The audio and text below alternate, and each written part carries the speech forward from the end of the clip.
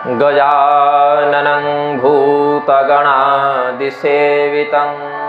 कपित्थजम्बूफलचारुभक्षणम् उमासुतं शोकविनाशकारकं नमामि विघ्नेश्वरपादपङ्कजम्।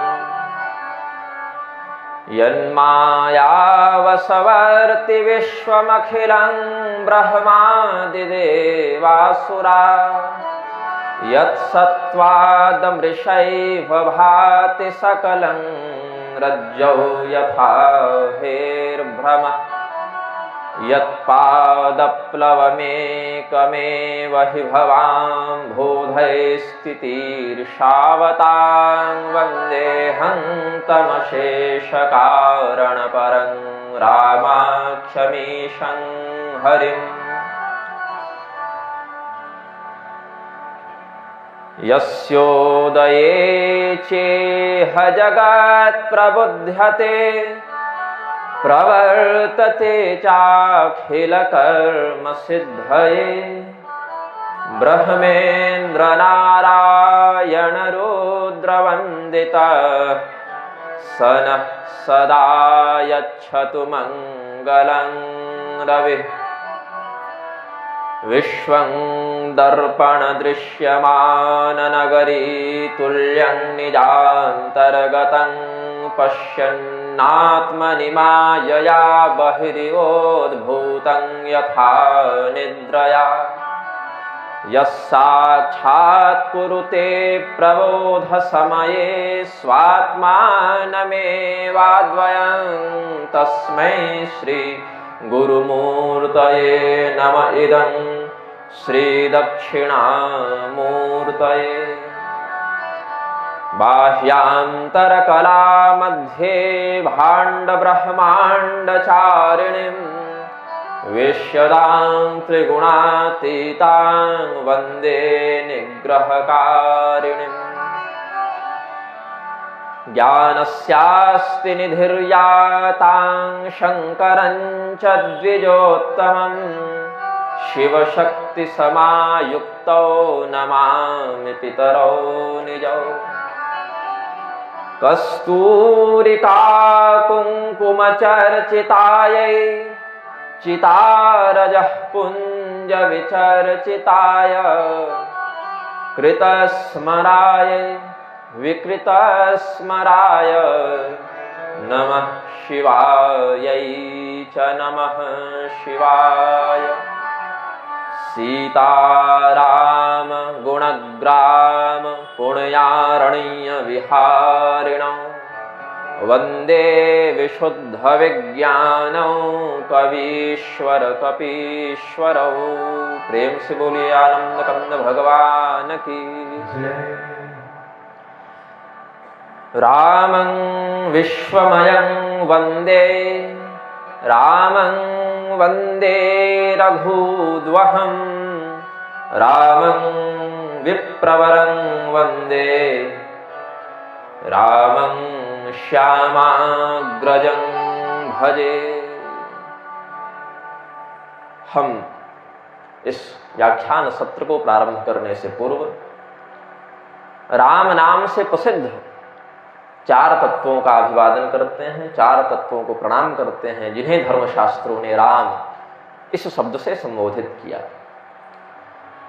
उस अव्यक्त परब्रह्म जिसके अंदर सभी योगियों का चित्त रमण करता रहता है, ऐसे परब्रह्म तत्व राम को हम प्रणाम करते हैं। वही परब्रह्म तत्व राजा दशरथ के पुत्र के रूप में रघुकुल शिरोमणि बनकर जब अवतरित हुए तो दशरथ पुत्र श्री राम को हम प्रणाम करते हैं। भृगुवंश में महर्षि जमदग्नि के पुत्र के रूप में जब वे अवतरित हुए तो उसी परब्रह्म को परशुराम इस शब्द से संबोधित करके हम प्रणाम करते हैं।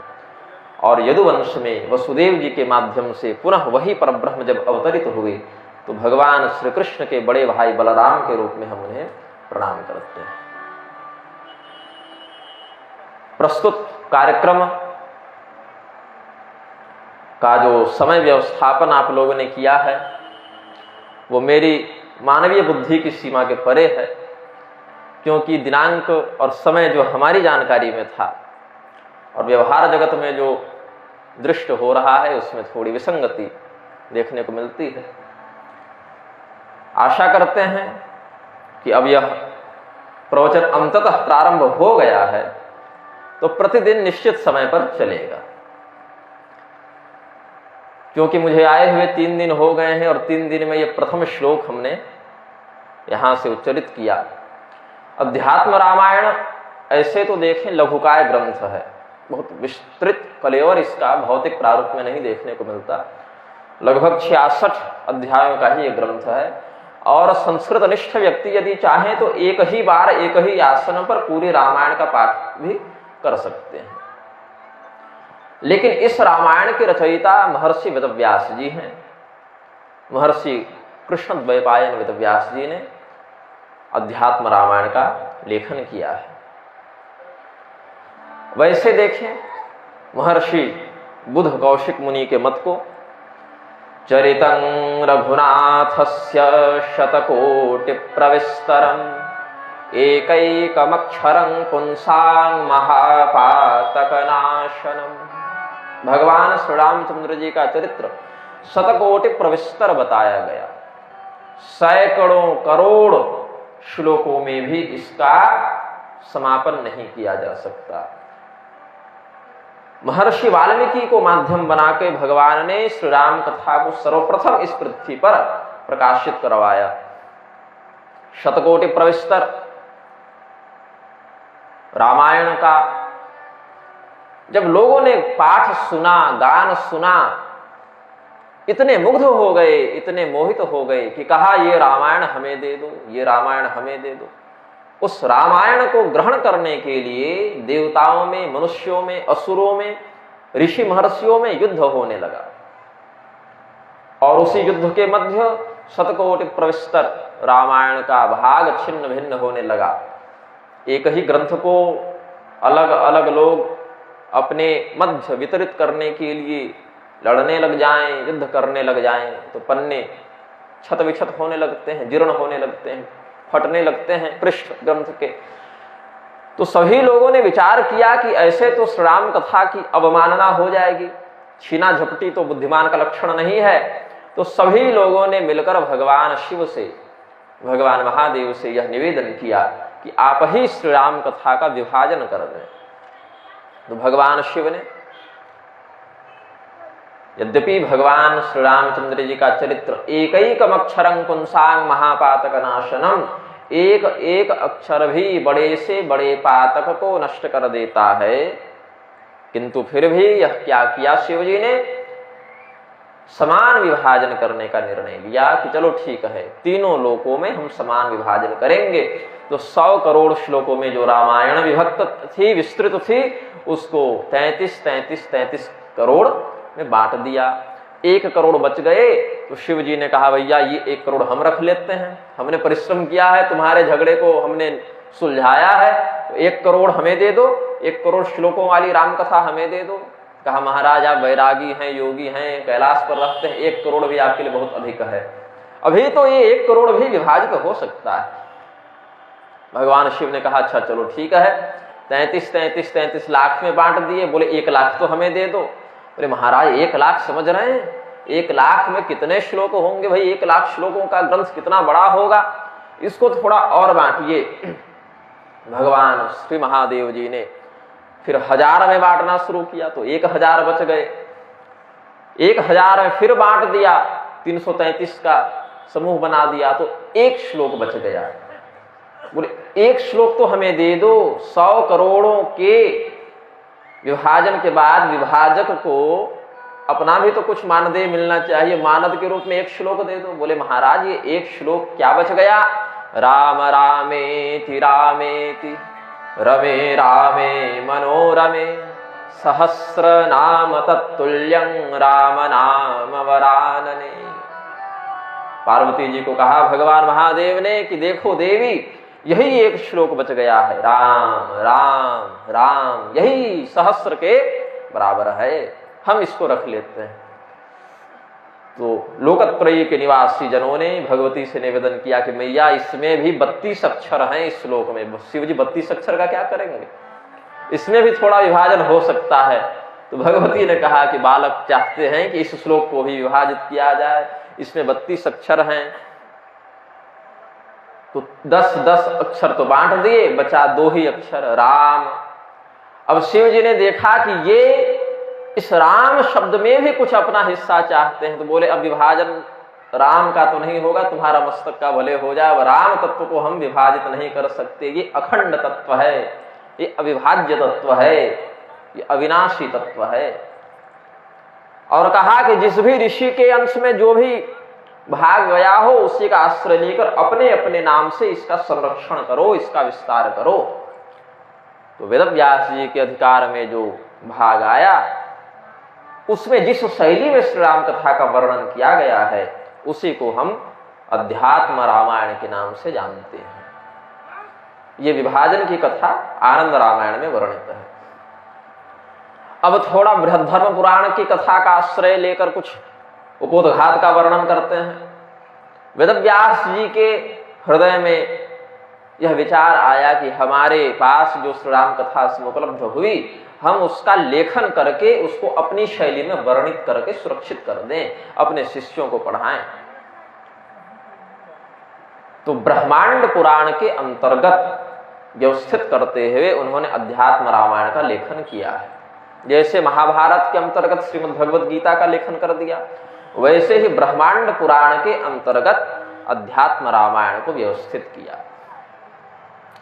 और बृहद्धर्म पुराण की कथा की परंपरा कहती है महर्षि वाल्मीकि ने सर्वप्रथम सर्वविस्तृत रूप से श्री राम कथा का लेखन किया था, इसीलिए वेदव्यास जी उनके ही पास जाकर इस बात की अनुमति प्राप्त करते हैं, आशीर्वाद प्राप्त करते हैं कि हम भी एक रामायण की रचना करें, क्योंकि पूर्व काल में वाल्मीकि जी ने ही सबसे पहले रामायण का लेखन किया।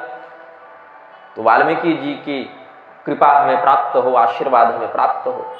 और वेदव्यास पीठ की परंपरा देखें, व्यास पीठ की परंपरा देखें तो कृष्णद्वैपायन वेदव्यास जी जो अभी वेदव्यास जी के पद पर हैं, उनसे पूर्व कुछ चतुर्युगी पूर्व, हम समझते हैं 24वें चतुर्युगी में भृगुवंश में पुनर्जन्म लेकर वाल्मीकि जी भी वेदव्यास के पद पर बैठे हैं। ऐसी परंपरा का वर्णन विष्णु पुराण, देवी भागवत आदि में देखनी चाहिए। जहां 28वां वेदव्यास का नाम मिलता है वहां भृगुवंशी भार्गव वाल्मीकि का भी वर्णन मिलता है। तो हमसे पहले वेदव्यास के पद पर ये बैठ चुके हैं, हमसे पहले श्री राम कथा का लेखन कर चुके हैं, इसीलिए उनकी कृपा हमें प्राप्त करनी चाहिए, उनका आशीर्वाद, उनकी सम्मति हमें प्राप्त करनी चाहिए। ऐसा समझकर जो वेदव्यास जी वाल्मीकि जी की सम्मति से अध्यात्म रामायण का लेखन करते हैं, हम उन वेदव्यास जी को, कृष्णद्वैपायन वेदव्यास जी को प्रणाम करते हैं।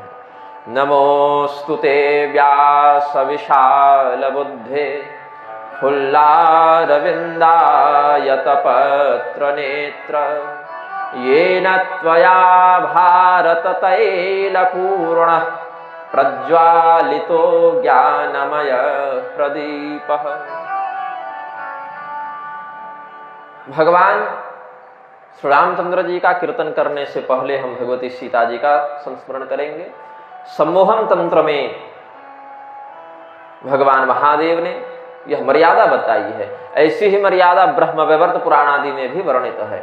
पहले मातृशक्ति का ध्यान करके फिर पिता का स्मरण करते हैं, पहले शक्ति तत्व का स्मरण करके फिर शिव तत्व का स्मरण करते हैं, पहले सीता जी का स्मरण करके तब श्री रामचंद्र जी का स्मरण करते हैं, पहले राधा तत्व का स्मरण करके फिर श्री कृष्ण तत्व का स्मरण करते हैं, पहले लक्ष्मी तत्व का स्मरण करके फिर नारायण तत्व का स्मरण करते हैं। यह मर्यादा है। यदि माता का स्मरण किए बिना पिता का स्मरण कर लिया जाए तो मातृगमन का पाप लगता है, ऐसे शास्त्र में बात बताई गई है। इसलिए राधा कृष्ण, सीता राम, गौरी शंकर, लक्ष्मी नारायण, ये सब प्रचलित शब्दावली भी हमारे पूर्वज बता कर गए कि ये नियम न भी जानो तो बोलते बोलते अभ्यास में दृढ़ हो जाए। गौर तेज का स्मरण किए बिना श्याम तेज के स्मरण का निषेध सम्मोहन तंत्र की परंपरा में भगवान शिव उपदिष्ट करते हैं। और 26 वर्ष की अवस्था अब इस जन्म में हमारे इस शरीर में रहते हुए हो गई है। अध्यात्म रामायण सुनने के लिए किसी ने जिज्ञासा व्यक्त भी नहीं की थी कि किसी को सुना सके।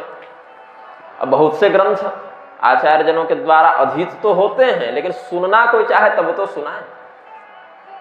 तो आप लोगों का भी सौभाग्य है कि जो रामायण अब सनातन धर्म के अनुयायी भूलते जा रहे हैं, जिनका नाम भी बड़ा दुर्लभ हो गया है, ऐसे रामायणों का भी आप अनुष्ठान करवा रहे हैं, सुन रहे हैं।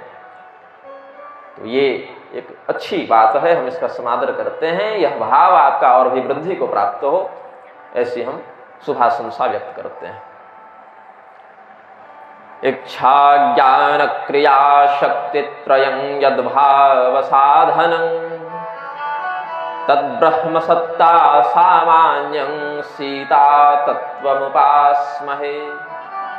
भगवान ब्रह्मदेव सीतोपनिषद में वर्णन करते हैं परब्रह्म के 3 प्रारूप, क्रियात्मक प्रारूप परब्रह्म के अभिव्यक्ति से जाने जाते हैं। परब्रह्म ने जब इस सृष्टि की रचना की तो सृजनात्मक रूप से हमने उनका अनुभव किया, और स्वयं यह सृष्टि अपने आप को धारण करने में समर्थ नहीं थी, तो स्थिति शक्ति के रूप में वह परब्रह्म इसमें प्रविष्ट हो गए, तो स्थिति के रूप में उनका हम अनुभव करते हैं। और स्वयं ही अपने द्वारा निर्मित और अपने द्वारा संचालित इस सृष्टि का जब वे संहार करते हैं तो प्रलय रूप में फिर उनका अनुभव हम करते हैं।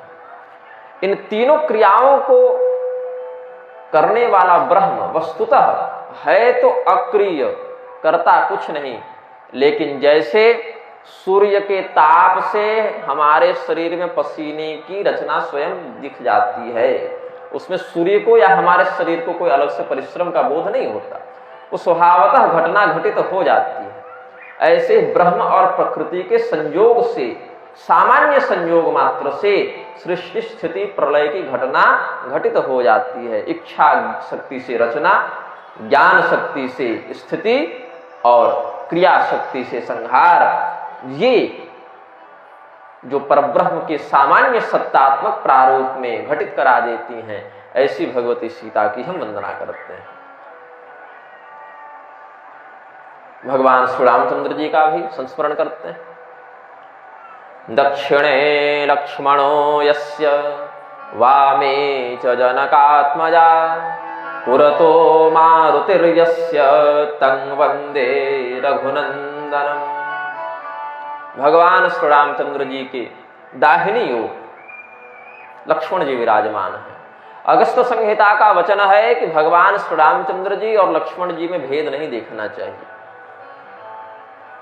एक ही परब्रह्म 2 स्वरूपों में श्री राम लक्ष्मण प्रारूप में अवतरित हुए हैं।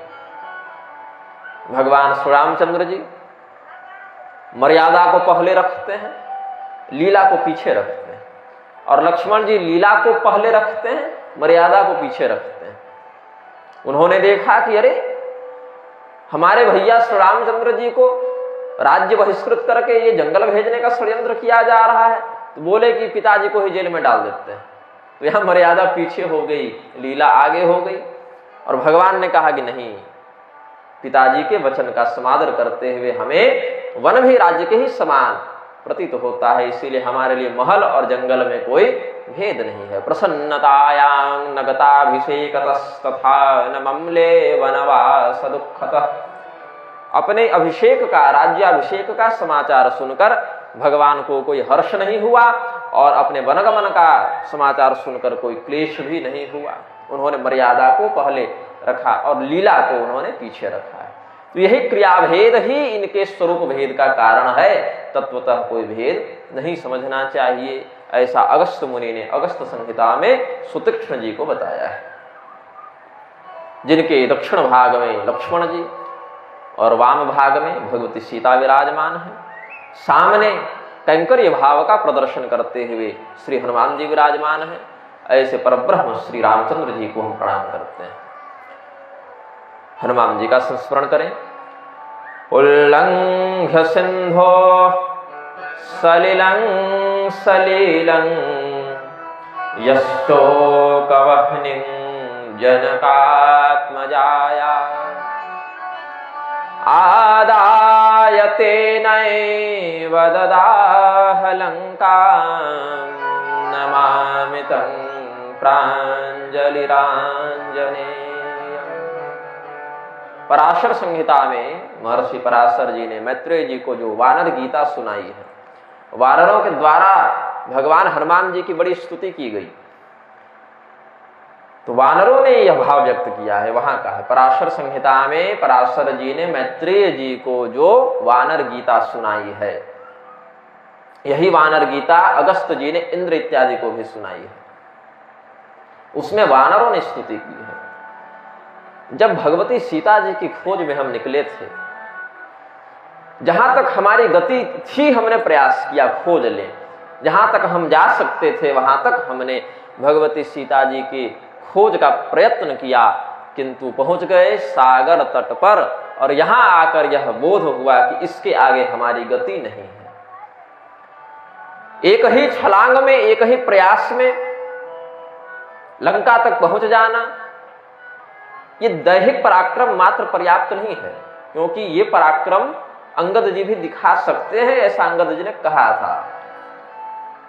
मैं पार जा सकता हूं लेकिन वापस लौटने में संदेह है, ये अंगद जी ने व्यक्त किया।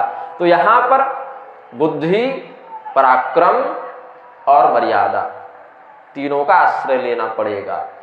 बुद्धि चतुराई से राक्षसी माया का निवारण करना है, बल से राक्षसों का अवरोध करना है, समुद्रोल्लंघन करना है, और मर्यादा से किससे कैसा व्यवहार हो, सीता जी के प्रति कैसा हो, तो वहां पुत्र भाव से, भक्त भाव से जाना है। रावण के प्रति कैसा व्यवहार हो, वो एक राजा है और मैं भगवान श्री रामचंद्र जी का दूत हूं, राम दूत मैं मातु जानकी।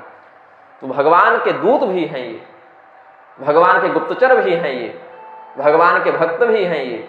तो दूत के कर्म में क्या मर्यादा होनी चाहिए, गुप्तचर के कर्म में क्या मर्यादा होनी चाहिए, भक्त के कर्म में क्या मर्यादा होनी चाहिए, इन सभी बातों का अद्भुत समन्वय श्री हनुमान जी के व्यक्तित्व में देखने को मिलता है।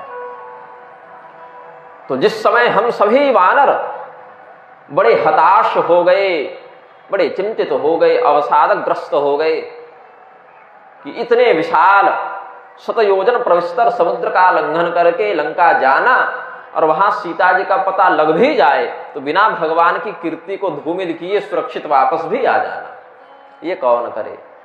उल्लंघ्य सिंधो सलिलं सलीलम, उस समय हनुमान जी ने लीला पूर्वक, कोई परिश्रम नहीं, कोई मेहनत नहीं, कोई भाग दौड़ नानुकुर करके नहीं, टाल मटोल करके नहीं, सलीलम लीला पूर्वक जिन्होंने इस सलिल को, ह्रस्व और दीर्घ का भेद है, अलंकारिक श्लोक है, लीला पूर्वक सलील होकर जिन्होंने इस सलिल को लांघ दिया।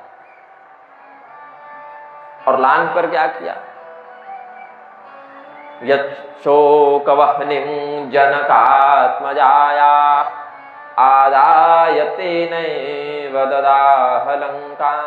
भगवती सीता जी के हृदय में श्री रामचंद्र जी के विरह से जो विरहाग्नि थी, रावण के द्वारा प्रताड़ित किए जाने पर जो शोकाग्नि थी, उस विरह की अग्नि को, उस शोक की अग्नि को माध्यम बना के इन्होंने संपूर्ण लंका का दहन कर दिया। ये लंका कोई सामान्य नगरी नहीं थी, रावण की नगरी थी लंका, और रावण कोई सामान्य असुर नहीं था, देव मर्दक असुर था, देवताओं पर आधिपत्य करने वाला असुर था। उसकी इच्छा के बिना अग्निदेव में सामर्थ्य नहीं था कि लंका को जला दें, क्योंकि अग्नि के अभिमानी तत्व देवता जो हैं, अग्नि तत्व के अभिमानी देवता रावण के वशीभूत हो चुके थे। अगर कहें अग्निदेव ने जला दिया लंका को तो व्यवहार में यह बात उचित नहीं, क्योंकि अग्निदेव स्वयं रावण के वश में हो गए थे, क्योंकि रावण ने सभी देवताओं को अपना सेवक बना रखा था। तो जिस अग्नि ने लंका को जलाया वो अग्निदेव वाली अग्नि नहीं है, वो सीता जी के हृदय में जो राम जी के विरह के कारण शोकाग्नि थी, वह शोक रूपी अग्नि ही लंका का दहन करती है। नमामि तं प्राञ्जलिराञ्जनेयम्, ऐसे श्री हनुमान जी को हम प्रणाम करते हैं। इस अध्यात्म रामायण के ग्रंथकार भगवान वेदव्यास जी अधिष्ठात्री भगवती सीता जी, अधिष्ठाता भगवान श्री रामचंद्र जी, उनसे अभिन्न भगवान लक्ष्मण जी, भगवान के नित्य कैंकर्य को प्राप्त भगवान हनुमान जी का संस्मरण करने के बाद अब हम इस अध्यात्म रामायण के प्रधान वक्ता और श्रोता का अभिवादन करते हैं। मंदारमाला कुलितालकायै कपालमालांकित शेखराय दिव्यांबरायै च दिगंबराय नमः शिवायै च नमः शिवाय। भगवती पार्वती के श्री विग्रह में दिव्य मंदार पुष्पों की माला विभूषित है और भगवान महादेव के श्री विग्रह में मुंडमाला सुशोभित है।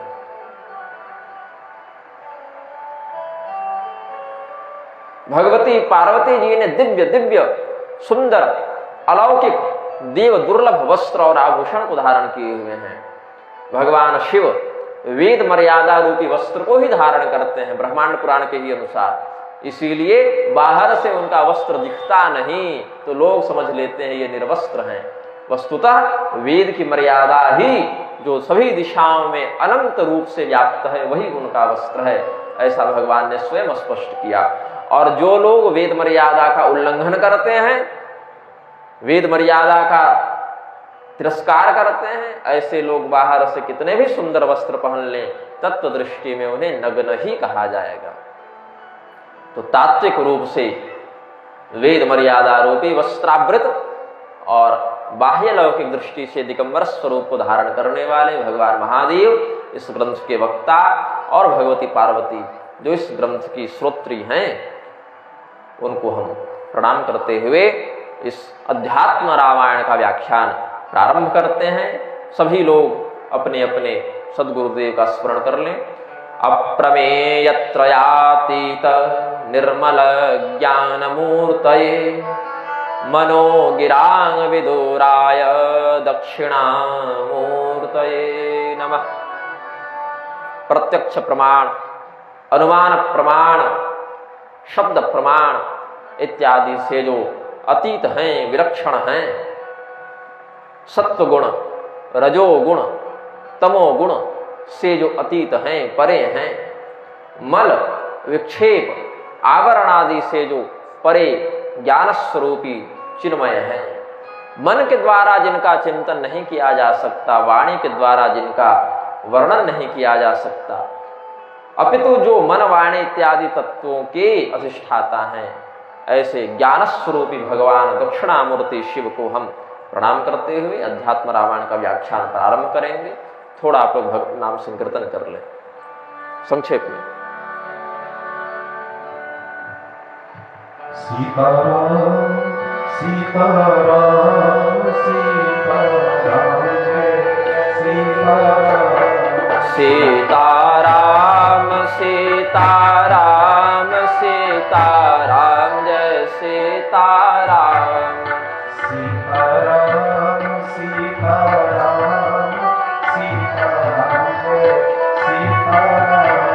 सीताराम सीताराम सीताराम जय सीताराम सीताराम सीताराम सीताराम सीताराम सीताराम सीताराम सीताराम जय सीताराम सीताराम सीताराम सीताराम जय सीताराम सीताराम सीताराम सीताराम जय सीताराम सीताराम सीताराम सीताराम जय सीताराम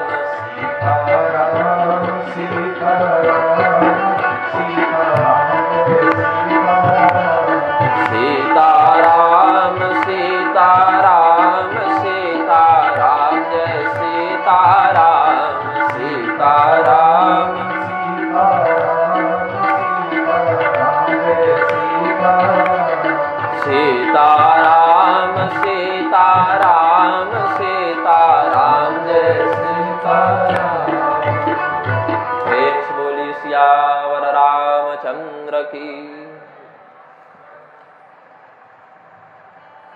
भगवान श्रीमन नारायण के ऐसे तो बहुत से अवतार हैं, अनंत हैं, किसी निश्चित संख्या रूप घटना में उन अवतारों को आबद्ध नहीं किया जा सकता, किंतु एक अवतार बड़ा प्रसिद्ध है, बड़ा उपकारी स्वरूप उसमें भगवान का दिखता है, नारद अवतार। देवर्षि नारद के रूप में भगवान का अवतार बड़ा अहेतुक कारुण्य का प्रदर्शन करता है। कुछ लोग संसार में सिद्ध हैं लेकिन प्रसिद्ध नहीं है। कुछ लोग प्रसिद्ध हैं लेकिन सिद्ध नहीं है। कुछ लोगों का सम्मान केवल अपने ही पक्ष तक रहता है, दूसरे के पक्ष में उनको कोई नहीं पूछता। और कुछ लोग बाहर तो बड़ा डंका पीट कर आते हैं लेकिन अपने यहां कोई इज्जत नहीं है, कुछ ऐसे भी होते हैं। लेकिन देवर्षि नारद सिद्ध भी हैं, प्रसिद्ध भी हैं, अपने पक्ष से भी सुपूजित हैं और विपक्षियों के द्वारा भी सुपूजित होते हैं। चाहे देवताओं के यहां रहे, राक्षसों के यहां रहे, ऋषियों के बीच में रहे, पापियों के बीच में रहे, देवर्षि नारद का सम्मान सर्वत्र एक समान है। उनकी स्थिति, उनकी महिमा कभी नष्ट नहीं होती। समस्त प्राणियों पर कृपा करने के लिए कदाचिन्नारदो योगी परानुग्रहवांछया पर्यटन सकलान लोकान सत्यलोकमुपागमत्। ब्रह्मांड में स्थित समस्त प्राणियों के ऊपर अनुग्रह करने की इच्छा से देवर्षि नारद स्वभावतः इस भूमंडल में, ब्रह्मांड में, अन्य अन्य लोकों में भ्रमण करते रहते हैं। एक बार भ्रमण करते हुए सत्यलोक जा पहुंचे। सत्यलोक में कौन है? चारों वेद मूर्तिमान स्वरूप को धारण करके विद्यमान है। ऋग्वेद, यजुर्वेद, सामवेद और अथर्ववेद जो शब्द ब्रह्म है, वे साक्षात मूर्तिमान देव विग्रह का व्यक्तिकृत स्वरूप धारण करके वहां विद्यमान है। तत्र दृष्ट्वा मूर्तिमध्ये छंदोभिः परिवेष्टितं बालार्क प्रभया सम्यक् भासयन्तं सभागृहम्। सत्यलोक में एक बड़ा सुंदर सभागृह इन्होंने देखा, जैसे आजकल की भाषा में ऑडिटोरियम कहते हैं, ना, सभागृह। तो सभागृह जो सत्यलोक का है, ब्रह्मलोक का है, उसमें चारों वेद विद्यमान हैं। उनको देखकर ऐसा प्रतीत होता है जैसे अभी अभी प्रातः काल का सूर्य उदित हो रहा है। जैसे प्रातः काल के सूर्य, यद्यपि मध्याह्न काल के सूर्य में अधिक रश्मि का तेज है, किंतु मध्याह्न काल के सूर्य से पहले ही प्रातः काल का सूर्य तो अंधकार का विनाश कर देते हैं। अंधकार के विनाश में प्रधान हेतु तो बालार्क हैं, प्रातः काल में उदीयमान सूर्य हैं। उनके आते ही अंधकार विनष्ट हो जाता है। तो जिनके बोध होते ही अज्ञान का नाश हो जाता है, ऐसे वेद भगवान वहां बालार्क प्रभा से युक्त हैं। उसी सभा में मार्कंडेय, वशिष्ठ इत्यादि श्रेष्ठ मुनि ब्रह्मदेव की स्तुति कर रहे हैं। ब्रह्मदेव के वाम भाग में उनके नित्य सहधर्मिणी भगवती सरस्वती ज्ञान अधिष्ठात्री विद्यमान है।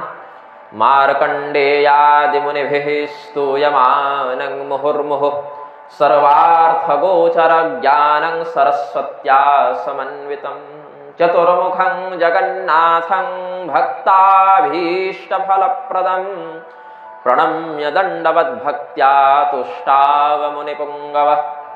देवर्षि नारद ने चारों वेदों से घिरे हुए, छंदोभिः परिवेष्टितम और मार्कंडेय आदि कल्प भर की आयु को प्राप्त ऋषि महर्षियों के द्वारा मार्कंडेय आदि मुनिभिः स्तूयमानं मुहुर्मुहुः, उनके द्वारा बारंबार स्तुत, वंदित, पूजित ब्रह्मदेव को भगवती सरस्वती के साथ ब्रह्मासन पर विराजमान देखकर देवर्षि नारद ने चार मुख वाले जगन्नाथ, लोक पितामह ब्रह्मदेव और भगवती सरस्वती को अत्यंत श्रद्धा से, प्रेम से दंडवत प्रणाम किया, उनका अभिवादन किया।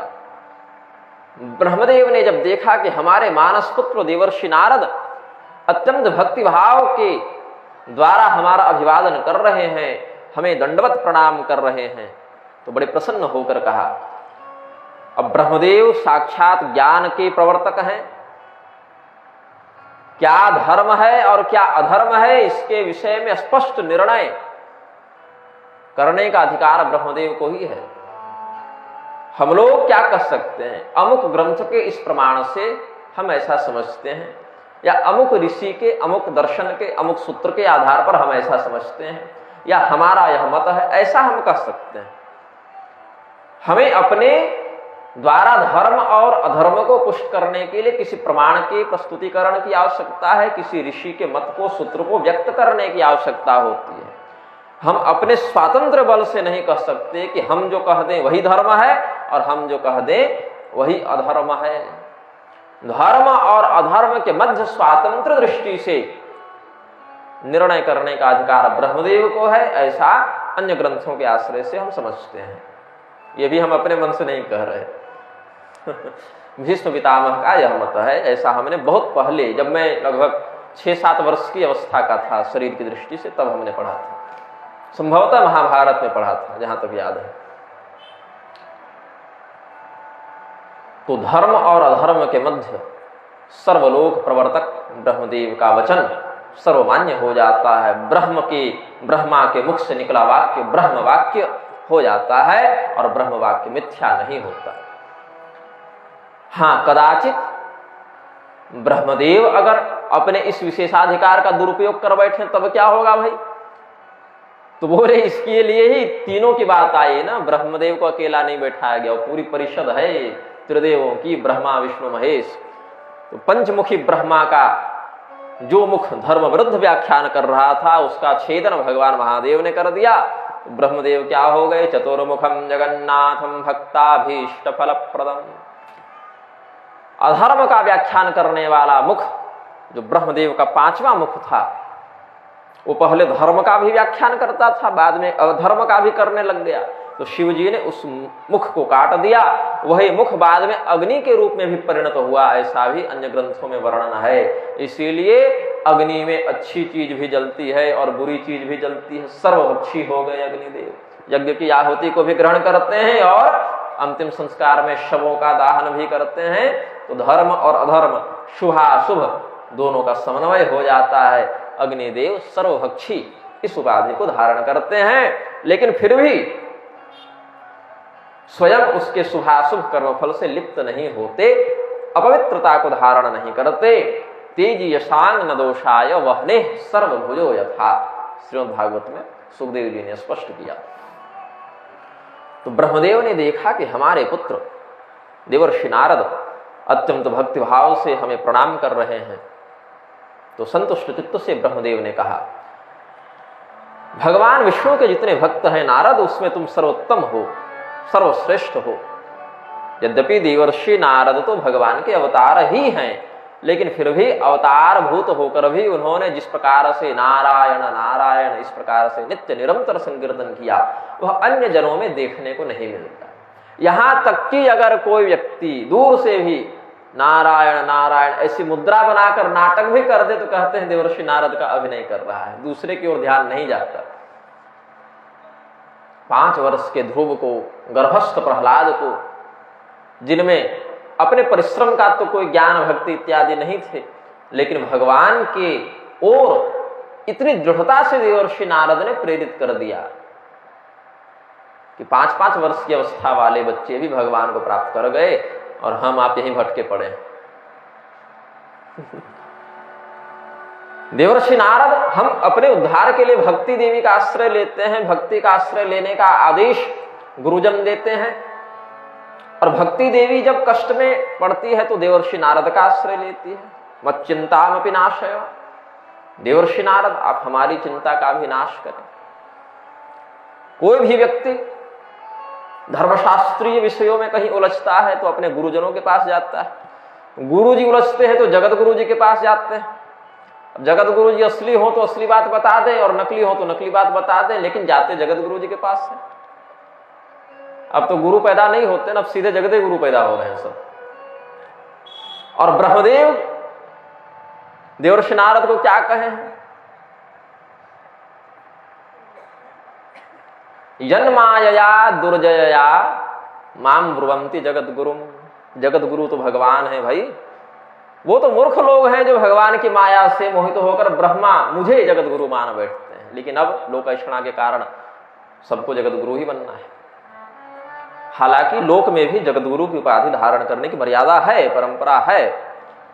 शिव धर्म पुराण में, शिव धर्मोत्तर आदि में वर्णन है जगत गुरु की परिभाषा क्या होती है, अर्हता क्या होती है, परंपरा क्या है।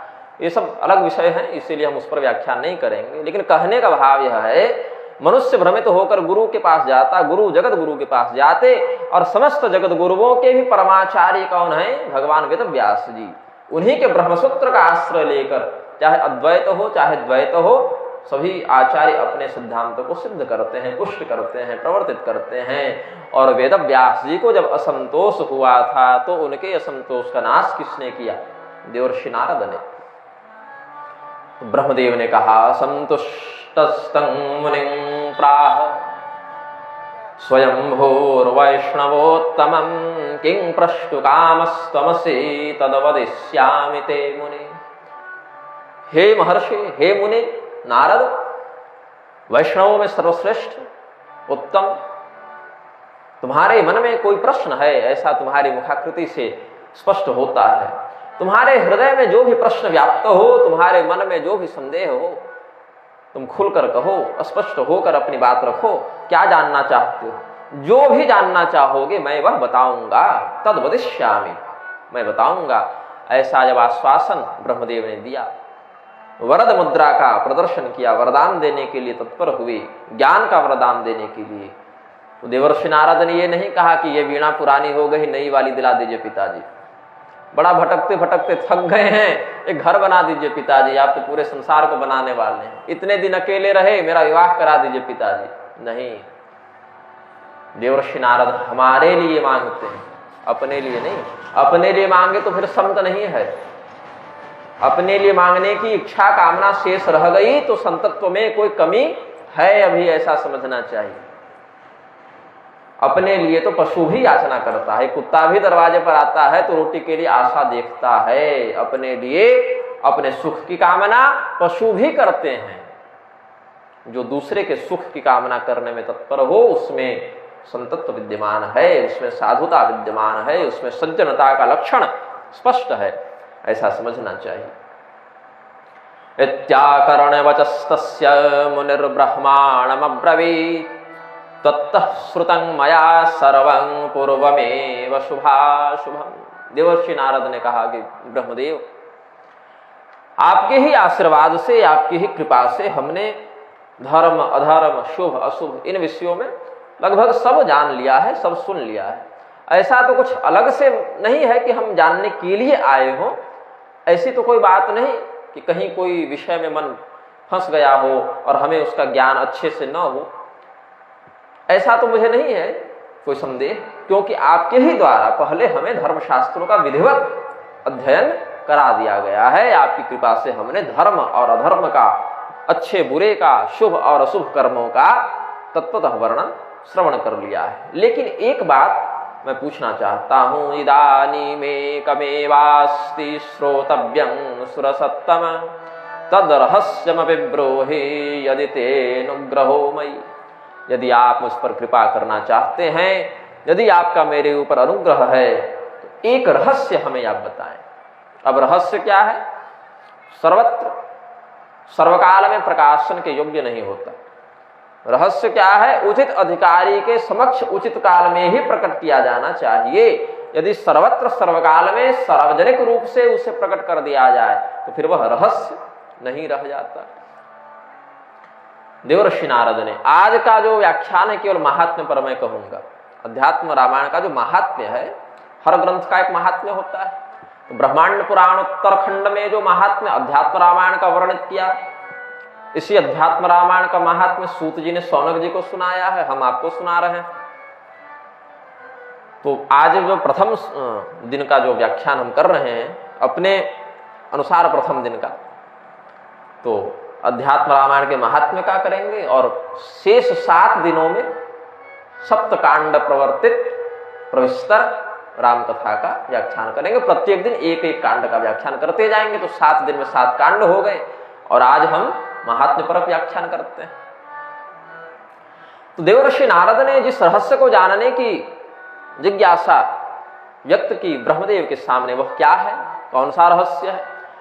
प्राप्ते कलियुगे घोरे नराः पुण्य विवर्जिता दुराचार रता सर्वे सत्यवार्ता परांगमुखा परापवाद निरता परद्रव्याभिलाषिण परस्त्री सक्त मनसः परहिंसा परायणा।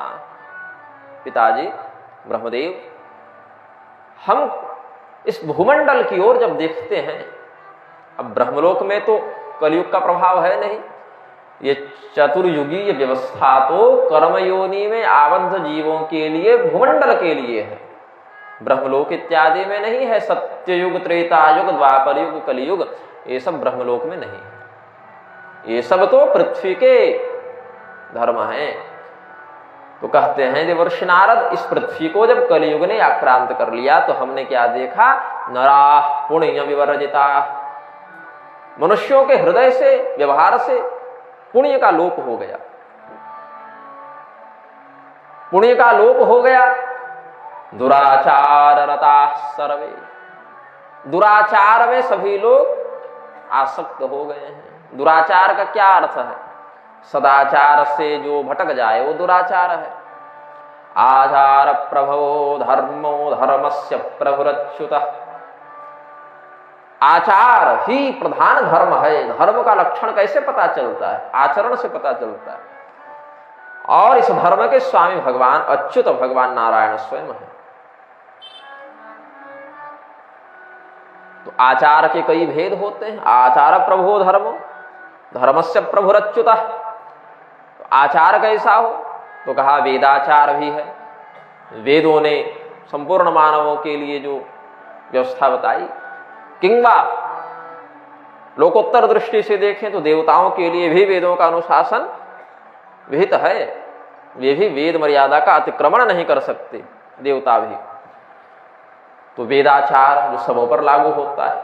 फिर कहा देशाचार, कुछ विशेष क्षेत्रों में वह नियम लागू होता है,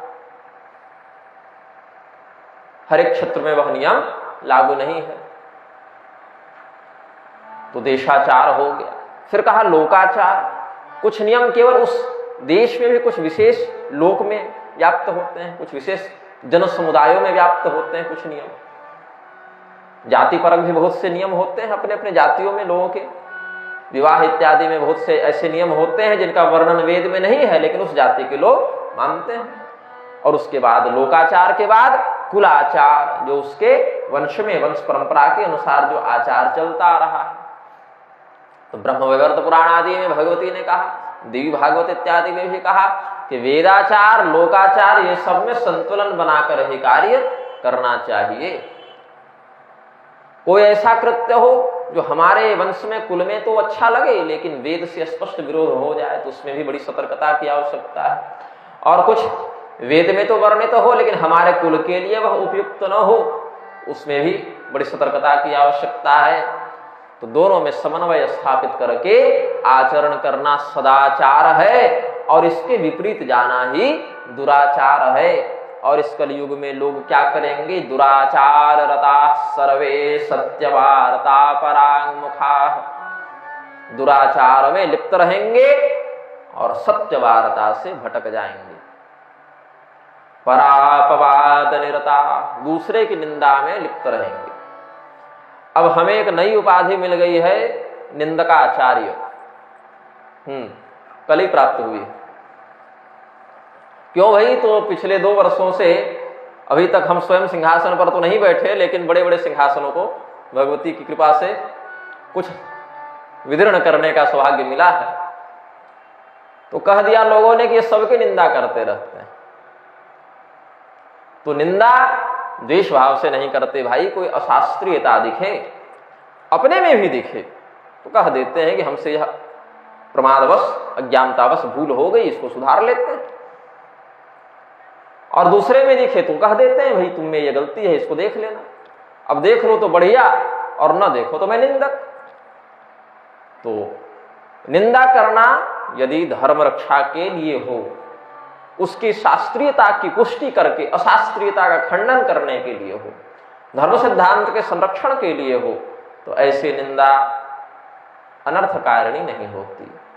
जैसे बंदूक आतंकवादी के पास भी है और बंदूक सैनिक के पास भी है, चाकू डकैत के पास भी है और डॉक्टर के पास भी है, लेकिन डॉक्टर और सैनिक प्रयोग करें तो हित में प्रयोग हो जाता है, दस्यु और आतंकवादी इत्यादि प्रयोग करें तो वह अहित में प्रयोग हो जाता है। तो क्रोध भी भगवान ने किया तो कृपा करने के लिए किया।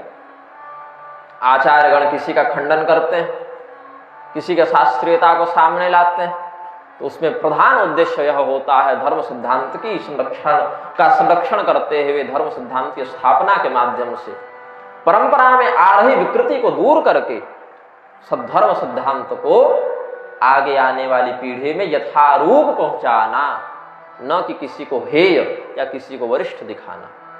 व्यासपीठ पर बैठने वाला आचार्य अपने मन से नहीं बोलता, वह वेद व्यास जी का प्रतिनिधि है, इसीलिए वह वेद व्यास जी की वाणी का प्रवर्तन करे, यह शास्त्र मर्यादा है। आप हमें माला नहीं पहनाते, हमारे खून हड्डी चमड़ा के शरीर को तिलक नहीं करते, इसमें स्थित व्यास तत्व को आप प्रणाम करते हैं। वह व्यास तत्व के रूप में हम पूजित हो जाएं और अपने मन से कुछ भी बोल दें तो ये छल न वक्ता के हित में है और न श्रोता के हित में।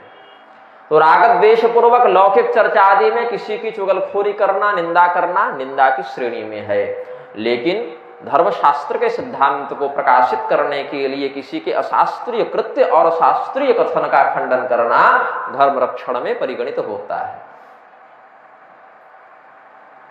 तो परापवाद निरता कलयुग का लक्षण है, दूसरे की चुगली में निंदा में लोग लगे रहेंगे। परद्रव्याभिलाषिणः, दूसरे के पास कितनी संपत्ति है इसको जानने में सबका मन लगा रहेगा, और वह संपत्ति हमारे पास कैसे आ जाए इसमें विशेष प्रयत्न करेंगे। फिर लोग पूछने आते हैं इसमें क्या करें, तो कहना पड़ता है बंदी मोचन का प्रयोग करें। तो दूसरे की संपत्ति का जब आप दर्शन करें तो कैसा व्यवहार होना चाहिए। समलोष्ठास्म कांचन, आपके सामने सोने का बिस्किट रखा हुआ है कि मिट्टी का ढेला रखा हुआ है कि पत्थर रखा हुआ है, इसमें भेद नहीं करना चाहिए। अगर हमारा नहीं है तो फिर मिट्टी का ढेला ही है। और अगर उस परद्रव्य पर हम अगर अपना आधिपत्य स्थापित करना चाहें लोभवशात, तो परद्रव्य परदारा इत्यादि पर आसक्ति रखने वाला रावण भी त्रिलोक विजेता होने के बाद भी, शिव भक्त होकर दुर्लभ वरों को प्राप्त करने के बाद भी लोक दृष्टिया आत्मरक्षण नहीं कर सका। यह रामायण की कथा से शिक्षा ग्रहण करनी चाहिए। परस्त्री सत्तमनसः परहिंसा परायणा, दूसरे की हिंसा में रत, दूसरे की स्त्री में आसक्त लोग कलयुग में हो जाएंगे। कलयुग का लक्षण ही कहा। कलयुग दिखता कैसा है भाई? कलयुग का जो ध्यान, सबका ध्यान होता है, केवल देवता का ही नहीं, कलयुग का भी ध्यान है। कलयुग कैसा दिखता है? पिशाच वदन क्रूर कलिश्च कलह प्रिय वाम हस्ते धृतो शिष्ण दक्षे जिह्वां च नृत्यति। दाहिने हाथ से अपने जिह्वा को पकड़ के और बाएं हाथ से अपने लिंग को पकड़कर कलयुग पिशाच के समान क्रूर भाव से हंसता रहता है। और कलयुग में इन्हीं दो इंद्रियों की तृप्ति के लिए पूरी दुनिया पागल है।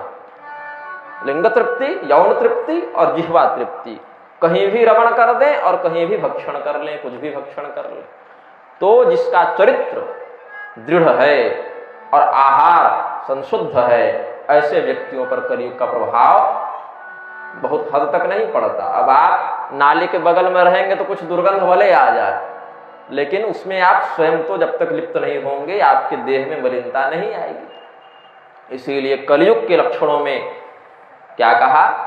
यही दो, यौन सुख और रसनेंद्रिय का सुख, यही प्रधान हो जाता है। इसीलिए कहा परस्त्री सक्तमनसः, दूसरे की स्त्री में चित्त आसक्त हो जाएगा। परहिंसा परायणा, भक्ष्याभक्ष का विचार छोड़ के हिंसात्मक वृत्तियों का लोग आश्रय लेंगे। देहात्म दृष्टयो मूढ़ा नास्तिका पशुबुद्धयः, माता पितृकृत द्वेषा स्त्री देवा काम किंकरा। भगवान श्री रामचंद्र जी के कैंकर्य को धारण करके हनुमान जी विश्व पूजित हुए, और लोग क्या करेंगे? स्त्री देवा काम किंकरा। स्त्री ही सबसे बड़ा देवता है, स्त्री की ही पूजा करो, पत्नी के अलावा कोई दूसरा बड़ा देवता नहीं, और कामदेव के अलावा कोई हमारा स्वामी नहीं है। स्त्री की भक्ति करेंगे और कामदेव के सेवक बनकर रहेंगे, अपने माता पिता इत्यादि से द्वेष करेंगे। देहात्म दृष्टयो मूढ़ा, यह शरीर ही सब कुछ है, इस शरीर के ही संपोषण के लिए हमारा जन्म हुआ है। बढ़िया से बढ़िया भोजन मिल जाए, बढ़िया से बढ़िया घर मिल जाए, बढ़िया से बढ़िया वस्त्र आदि की प्राप्ति हो जाए, चंदन सुगंध इत्र इत्यादि की प्राप्ति हो जाए, देह को सुखी रखने के लिए पंखा एसी कूलर गाड़ी सब उपलब्ध हो जाए, उतने में संपूर्ण संसार व्याप्त है। जो लोग अपने लड़का लड़की का विवाह करने के लिए कहीं रिश्ता देखते हैं, सबसे पहले क्या पूछते हैं? लड़का क्या करता है? और उत्तर में क्या मिलता है? लड़का नौकरी करता है अथवा बिजनेस करता है अथवा जो भी है। कोई ये नहीं कहता कि लड़का धर्म का पालन करता है। बाद में भी कोई नहीं पूछता। लड़का धर्म का पालन करता है, धर्मशास्त्रीय मर्यादा के अनुसार चलता है। सबको दामाद चाहिए राम जी के जैसा और बहू चाहिए सीता जी के जैसी, लेकिन कोई ये नहीं पूछता कि लड़का सदाचार का पालन करता है कि नहीं करता है। बहुत कम परिवार ऐसे हैं जो दूसरे तीसरे चरण में जाकर तब पूछते हैं। हाँ, नौकरी है, अच्छा व्यवसाय है, घर इत्यादि बढ़िया है, तब पूछेंगे कि अच्छा पिता खाता तो नहीं, कुछ व्यसन में तो लिप्त नहीं, चरित्र का तो ठीक ठाक है, तब तीसरे चरण पर पूछते हैं। लेकिन नहीं, सर्वप्रथम तो उसके सदाचार का, उसके शील का परीक्षण करना चाहिए। वह अगर है तो बाह्य दृष्टि से अगर वह कुछ कम धन वाला भी है, कुछ कम संपदा वाला भी है, तो अपने शील से वह दिव्य संपदा का अर्जन कर सकता है, मृत्यु के बाद भी दिव्य सुखों को प्राप्त कर सकता है, और आपस में धर्मानुकूल दाम्पत्य का प्रवर्तन करते हुए अपना और अपने दंपति का भी कल्याण कर सकता है। सत्यवान तो कम ही अवस्था में मर गए, वो तो सावित्री थी जो उन्होंने अपने पति को पुनर्जीवित करवा दिया यमराज से संघर्ष करके। प्रमद्वरा तो ऐसे ही मर गई थी, वो तो रुरु थे जिन्होंने देवदूत से संघर्ष करके अपनी पत्नी को पुनर्जीवित करा दिया। अब इन्होंने बलिदान दिया सावित्री देवी ने, तो ये तो संसार में प्रसिद्ध हो गया, और पुरुषों ने दिया तब नाम सुने थे आज से पहले? नहीं सुने थे।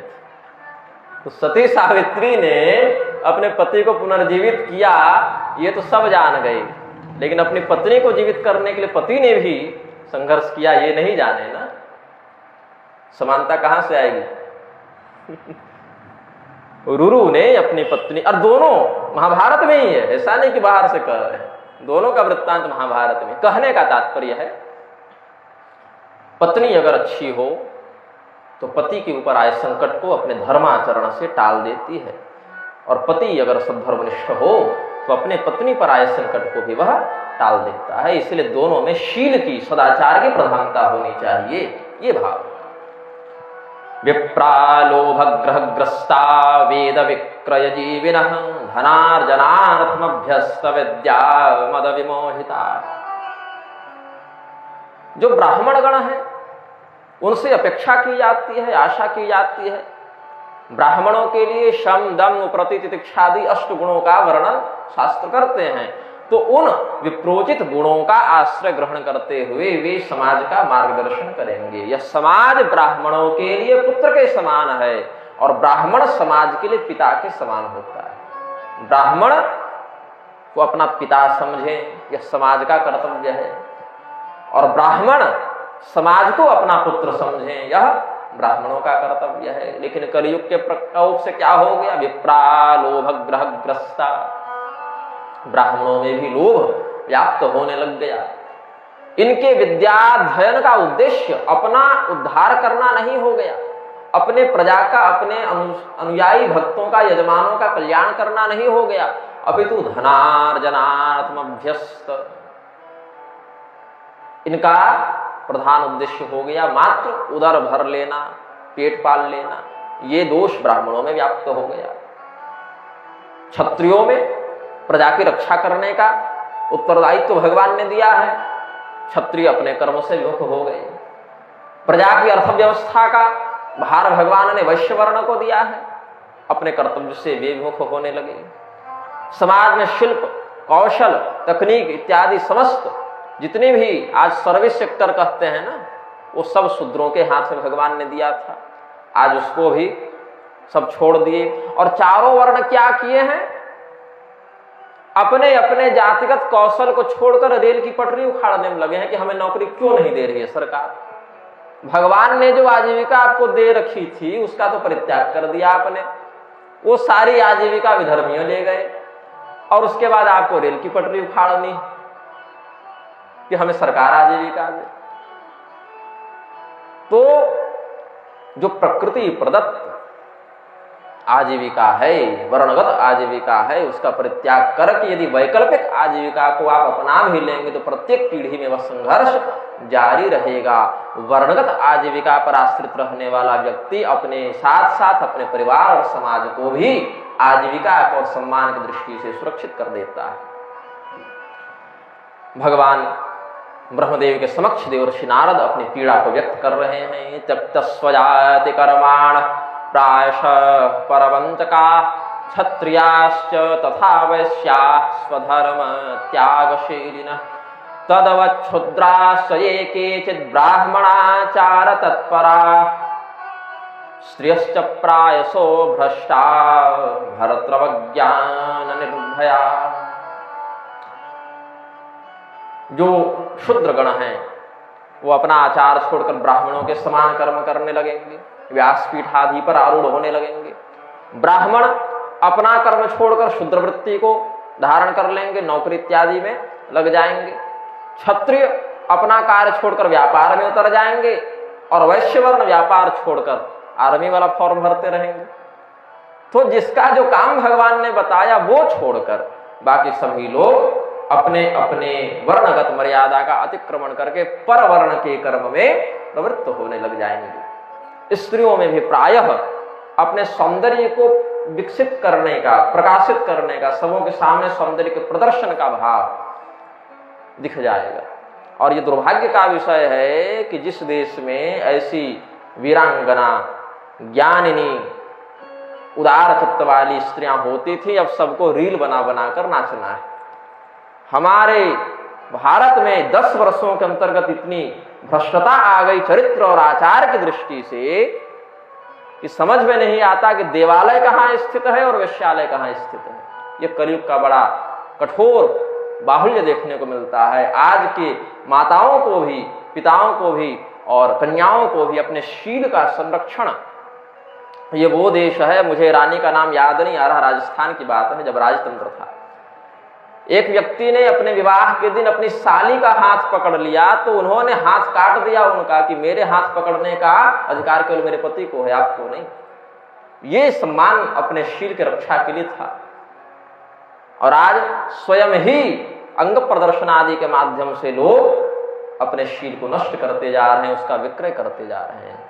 तो जो ग्रंथों में पहले 5000 वर्ष पहले वेदव्यास जी लिख गए, वो सब कुछ लक्षण उस समय भी और आज तो बहुत अधिक मात्रा में देखने को मिलते हैं। स्त्रियश्च प्रायसो भ्रष्टा भर्तृवज्ञान निर्भया। अपने पति का अपमान करने में कोई भय नहीं लगेगा पत्नियों को। 10 लोग बैठे हैं तो किस भाषा में बात करना है इसकी तमीज नहीं होगी। किसी भी प्रकार का हंसी मजाक किसी भी पुरुष के साथ कर बैठती हैं, ये कलियुग का लक्षण है। स्वसुरद्रोह कारिण्यो भविष्यन्ति न संशयः एतेषां नष्ट बुद्धीनां परलोकः कथं भवेत्। अपने सास ससुर की सेवा में किसी का मन नहीं लगेगा। पत्नी के माता पिता को अपने माता पिता के समान जानना चाहिए, पति के माता पिता को भी अपने माता पिता के समान जानना चाहिए, पत्नी के भाई बहन को अपने भाई बहन के समान जानना चाहिए। कितने लोग अपने साला साले को अपने भाई बहन के समान जानते हैं? नहीं। मजाक में कह दिया साली आधी घर वाली, नहीं, ये सब नहीं। तो क्या कहेंगे, देवर आधे पति परमेश्वर? नहीं कर सकते ना, तब तो युद्ध हो जाएगा, तलवारें खींच जाएंगी। नहीं होना चाहिए ऐसा। पत्नी के माता पिता अपने माता पिता के समान वंदनीय हैं। पत्नी के भाई बहन अपने भाई बहन के समान संरक्षणीय सम्माननीय हैं। उसी प्रकार पति के माता पिता अपने माता पिता के समान और पति के भाई बहन भी अपने भाई बहन के समान व्यवहारणीय हैं। यह शास्त्र मर्यादा है। भगवान श्री रामचंद्र जी का चरित्र बड़ा उदार है, बहुत आदर्श है। हर रिश्ते की बड़ी गंभीर मर्यादा निश्चित की गई है, जो आगे के प्रसंगों में हम श्रवण करेंगे। लेकिन देवर्षि नारद ने क्या देखा, ससुरद्रोह कारिण्यो भविष्यन्ति न संशय। सास ससुर से लोग द्रोह करेंगे, फिर इस स्थिति में ऐसी बुद्धि जिनकी भ्रष्ट हो चुकी है, एतेषां नष्ट बुद्धिनां परलोक कथं भवेत्, उनके परलोक का क्या होगा, उनकी सद्गति कैसे होगी। इसलिए पिताजी, हमारा मन बड़ी चिंता से व्याप्त रहता है। देवर्षि नारद को नौकरी की, बाल बच्चे की, अपने घर परिवार की चिंता नहीं होती। देवर्षि नारद को हमारी चिंता, आपकी चिंता होती है। इति चिंता कुलं चित्तं जायते मम संततम लघुपायेन येनैषां परलोक गतिर्भवेत् तमुपाख्याहि सर्वं वेत्ति यतो भवान्। हे ब्रह्मदेव, चूंकि आप सब कुछ जानते हैं, सर्वं वेत्ति यतो भवान, इसीलिए हमें बताइए कि ऐसे दुराचार में जो लोग लगे हुए हैं, धर्म की मर्यादा की अवहेलना करके जो मनमाना आचरण कर रहे हैं, इनका उद्धार कैसे होगा, यह आप हमें उपदिष्ट करें। देवर्षि नारद के ऐसे लोकोपकारी प्रश्न को सुनकर ब्रह्मदेव बड़े प्रसन्न हुए, बहुत गदगद हुए, और कमल के आसन पर बैठकर ब्रह्मदेव ने बहुत अच्छा, साधु साधु, वाह, बहुत अच्छा प्रश्न किया तुमने। इस प्रकार से देवर्षि नारद के प्रश्न का सम्मान किया है। साधु पृष्ठं त्वया साधो, तुम्हारा स्वभाव ही साधु है, तुम स्वभाव से भी साधु हो, और तुम्हारा जो प्रश्न है वह भी साधु है। इस प्रकार से देवर्षि नारद के शील का और उनके प्रश्न का समादर किया ब्रह्मदेव ने। साधु पृष्ठं त्वया साधो वक्षे तच्छृणु सादरम्। अब इस रहस्य का वर्णन प्रारंभ करते हैं। भगवती पार्वती, जगत जननी, भक्तवत्सला पार्वती देवी, मां ऐसे ही अपने पुत्रों के प्रति विशेष करुणा का भाव रखती हैं, तो संसार के प्रति करुणा रखने वाली जगत जननी भगवती पार्वती ने, जगत माता पार्वती ने जगदीश्वर जगत पिता भगवान महादेव के पास श्री राम तत्व की जिज्ञासा व्यक्त करने के लिए गई।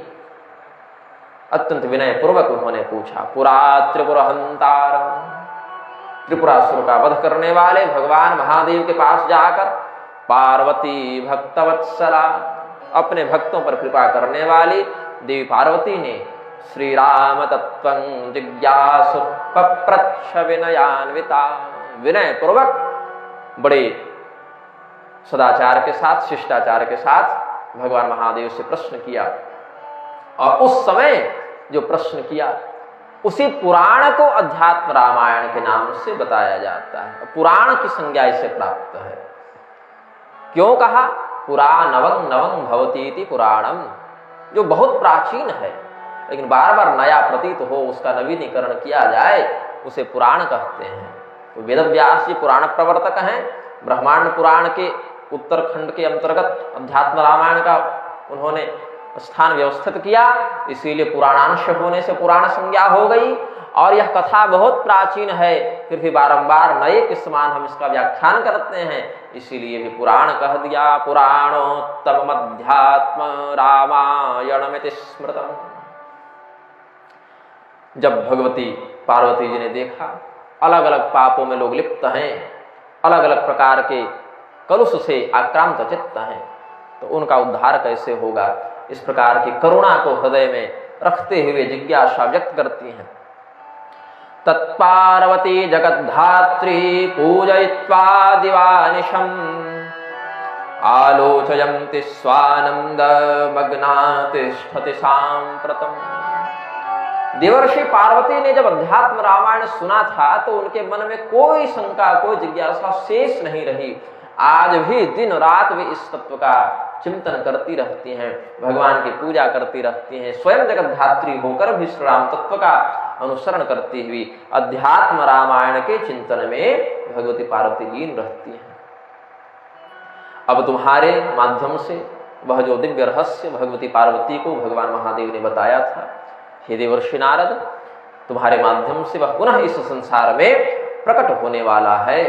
प्रचरिष्यति तल्लोके प्राणिदृष्टवसाद्यदा तस्याध्ययन मात्रेण जना यास्यन्ति सद्गतिम्। उसके अध्ययन मात्र से मनुष्यों को सद्गति प्राप्त होगी। बोले इससे क्या क्या हो सकता है ब्रह्मदेव, थोड़ा कुछ महात्मा का आप दिग्दर्शन कर दें। बोले यद्यपि भगवान के ही समान उनकी कथा और कथा के ही समान कथा का महात्मा भी अनंत होता है। भगवान भी अनंत है, भगवान की कथा भी अनंत है और भगवान की कथा का महात्मा भी अनंत है। हरे अनंत हरे कथा अनंता, हरे अनंत हरे कथा अनंता, कहे सुनहि बहु विधि सब संता, कहे सुनहि बहु विधि सब संता, कहे सुनहि बहु विधि सब संता। आप तो बड़ा इत्मीनान से बैठ गए, एकदम उसको ढक गए। बोले अब तो लगता है आरती में बजेगा। हमारे साथ बैठे संगीतकारों के साथ ये समस्या हो जाती है, उनका आधा समय अपने घुटनों के दर्द को निवारण करने में जाता है। क्योंकि मैं सिद्धांत परक व्याख्यान करने का अभ्यस्त हूँ, संगीतकारों को अपनी कला का प्रदर्शन करने का पर्याप्त अवसर नहीं मिलता। अब भगवान ब्रह्मदेव ने देवर्षि नारद के समक्ष अध्यात्म रामायण के महात्म का कुछ दिग्दर्शन कराया है। तावद् विजृंभते पापं ब्रह्म हत्या पुरस्सरम् यावत् जगति नाध्यात्म रामायणमुदेश्यते। देवर्षि नारद, मान लो कि इस संसार में किसी ने ब्रह्म हत्या जैसा कोई पाप कर दिया हो, बड़ा दुष्कर पाप है, महापातक है ब्रह्म हत्या, तो ब्रह्म हत्या उसको तभी तक लगेगी जब तक हमने अध्यात्म रामायण का व्याख्यान नहीं किया है। क्योंकि हमने जब अध्यात्म रामायण का व्याख्यान करना प्रारंभ किया, यह अध्यात्म रामायण संसार में प्रचलित होगा तो इस कथा का आश्रय लेने वाला भक्त पूर्व काल में यदि ब्रह्म हत्या भी किया हो तो उस पाप से मुक्त हो जाएगा। बोले महाराज, इस कलयुग में केवल ब्रह्म हत्या थोड़ी है, और भी गौ हत्या, स्त्री हत्या, भ्रूण हत्या, बहुत कुछ है। बोले अच्छा, तावत् कलिमहोत्साहो निःशंकं संप्रवर्तते यावत् जगति नाध्यात्म रामायणमुदेश्यते। जब तक अध्यात्म रामायण का उदय नहीं हो जाता तभी तक कलयुग अत्यंत उत्साह पूर्वक अपना विस्तार करता रहेगा। अध्यात्म रामायण की उपस्थिति में उसका आश्रय लेने वाला भक्त कलयुग के प्रभाव से व्याप्त नहीं होगा। बोले महाराज ठीक है, कलयुग के प्रभाव से व्याप्त नहीं होगा, पुण्य का उदय होगा, पाप का नाश होगा, लेकिन इसमें समस्या है। ते पुण्यमासाद्य सुरेन्द्रलोकमश्रन्ति दिव्यां दिवि देव भोगां ते तं भुक्त्वा स्वर्गलोकं विशालं क्षीणे पुण्ये मर्त्यलोकं विशन्ति। श्लोकार्धद्वय का समन्वय करके हमने बताया, पुण्य का आश्रय लेकर व्यक्ति स्वर्ग को प्राप्त करता है, इंद्र आदि के साथ मिलकर वह स्वर्ग के सुखों का उपभोग करता है, और पुण्य के नष्ट हो जाने पर पुनः इस पृथ्वी पर आ जाता है। ये समस्या है, मुक्त तो नहीं होता ना। पुण्य करके कौन मुक्त हुआ है आज तक? पुण्य करके और पाप करके मोक्ष नहीं मिलता। पुण्य करने से स्वर्ग मिलता है, पाप करने से नरक मिलता है, लेकिन पुण्य और पाप दोनों का खाता जब बंद हो जाए तब मोक्ष होता है, तब मुक्ति होती है। पुण्य भी न हो और पाप भी न हो तब मोक्ष है। अब व्यक्ति क्या करे? ऐसा कौन सा कर्म है जो न पुण्य हो और न पाप हो और सदैव वही कर्म करना पड़े? तो बोले कर्म पर तो नियंत्रण रहेगा नहीं, नहीं कश्चित क्षणमपि जात तिष्ठत्य कर्मकृत। तो कर्म की आसक्ति का, कर्म फल में जो अनुराग है उसका परित्याग कर दो, ये कर सकते हो। तो पुण्य करो या पाप करो, उसमें अपनी आसक्ति नहीं होती। और निरासक्त भाव से कर्म करने वाला व्यक्ति यस्य नाहंकृतो भावो बुद्धिर्यस्य न लिप्यते हत्वापि स इमान लोकान न हन्ति न निबध्यते। पूरे संसार का भी वह संहार कर दे तो उसको कोई पाप नहीं लगता। अध्यात्म रामायण की कथा का श्रवण करने से यमराज के जो दूत आकर इस जीव को बार बार ले जाते हैं और यमलोक में उसके पुण्य के आधार पर स्वर्ग जाना है कि नरक जाना है, इसका निर्णय यमराज करते हैं। तो ये वाली व्यवस्था भी अध्यात्म रामायण का आश्रय लेने वाले भक्त पर लागू नहीं होती। तावद्यम भटा शूरा संचरिष्यन्ते निर्भया यावत् जगति नाध्यात्म रामायणमुदेश्यते।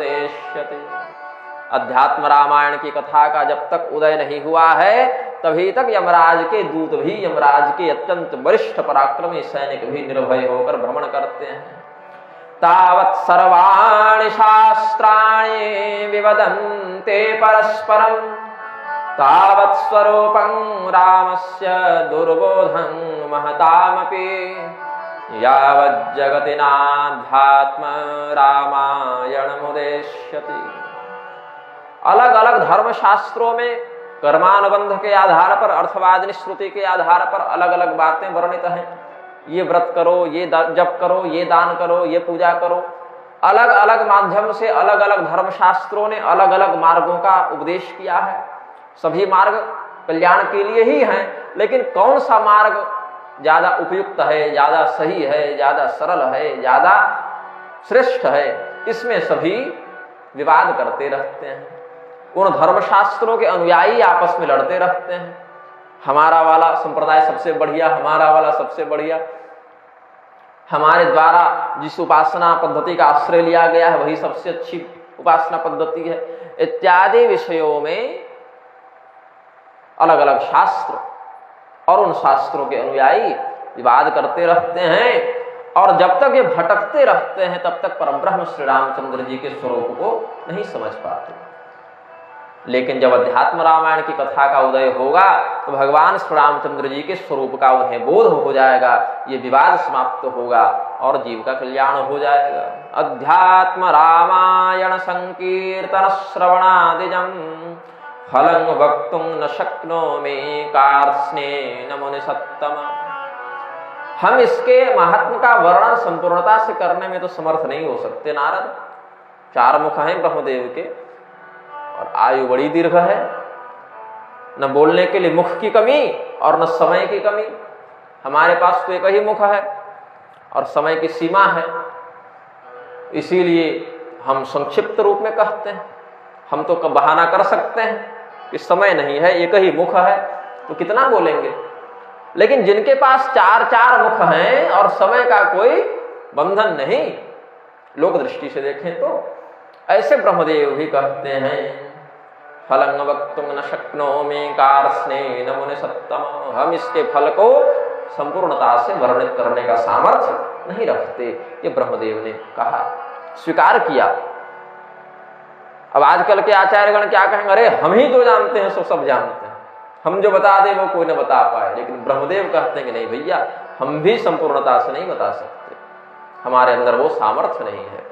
फिर भी तुमने प्रश्न किया है, तो भगवान शिव ने भगवती पार्वती के समक्ष जो 2-4 बिंदु बताए थे अध्यात्म रामायण के महात्म से संबंधित, उन्हीं 2-4 बिंदुओं को हम भी तुम्हें बता देते हैं। तथापि तस्य माहात्म्यं वक्ष्ये किंचित् तवानघ शृणु चित्तं समाधाय शिवेनोक्तं पुराणम्।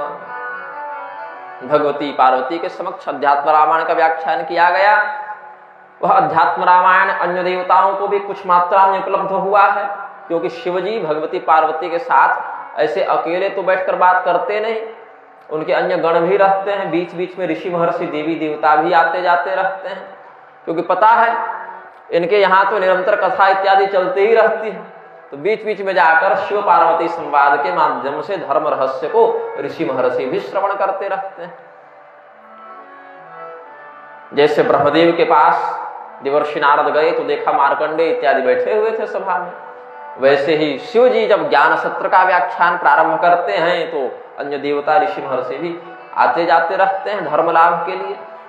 देवर्षि नारद को कहा ब्रह्मदेव ने, शिवेनोक्तं पुरा मम, शिव जी के माध्यम से हमने भी जो अध्यात्म रामायण का कुछ महात्म्य श्रवण किया था उसे ही हम बताते हैं।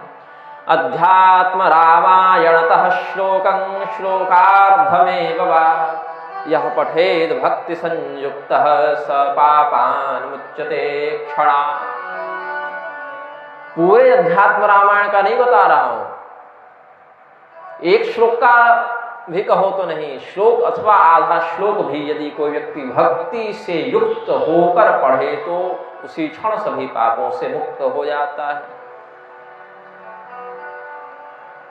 अब भक्ति युक्त होना चाहिए। भगवान ने भी मर्यादा बताई है, सबको सभी ग्रंथों का उपदेश नहीं करना चाहिए।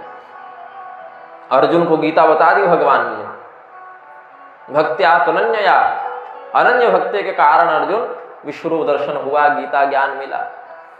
लेकिन सबको बांटते मत चलना। तो आजकल लोग गीता छपा के बांटते चलते हैं अपने अपने परंपरा के विस्तार के लिए, ऐसा नहीं है। किसको देना है, किसको नहीं देना है, क्या वह अधिकारी है कि नहीं है, इसका विचार करके ही धर्मशास्त्रों का वितरण, प्रसारण, प्रवचन किया जाना चाहिए। क्या कहते हैं भगवान, इदं ते ना तपस्काय ना भक्ताय कदाचन न च शुश्रूषवे वाच्यं न च मां योऽभ्यसूयति। ऐसे व्यक्ति को गीता ज्ञान मत देना जिसने जीवन में सदाचार, तपस्या इत्यादि का पालन न किया हो, जिसमें हमारे प्रति भक्ति न हो, प्रेम न हो। सबरी जी को नवधा भक्ति बताया ना भगवान ने, किसी भी प्रकार की 9 भक्ति में से कोई एक भक्ति भी जिसके अंदर न हो उसको भक्त नहीं कहा जा सकता। और ऐसे भक्ति से जो रहित हैं वे अभक्त हैं, अभक्तों के लिए भगवान की कथा नहीं है। अभक्त यदि देवराज इंद्र भी हो जाएं तो भगवान की कथा उन्हें नहीं दी गई। अभक्तांस्तांश्च विज्ञाय न ददौ स कथामृतम्। देवराज इंद्र भी अगर भक्ति रहित हृदय के साथ प्रस्तुत हो उन्हें कथा मत दो। अब इस्कॉन वाले गीता छाप के बांटे चल रहे हैं सबको। अब व्यक्ति गुटखा खाया है और तंबाकू मला है, उसी अशुद्ध हाथ से गीता भी पकड़ के छू लिया, तो कितना ध्यान से और भक्ति से वो गीता पढ़ेगा। आप प्रचार तो कर दिए, वो भाई अपने लिखी टीका का। तो व्यक्ति अब खड़े खड़े लोग शंका करके फिर हेलमेट लगा के बाइक में निकला था कि पहुंच गए कि भैया ये गीता लो और इस्कॉन ज्वाइन कर लो।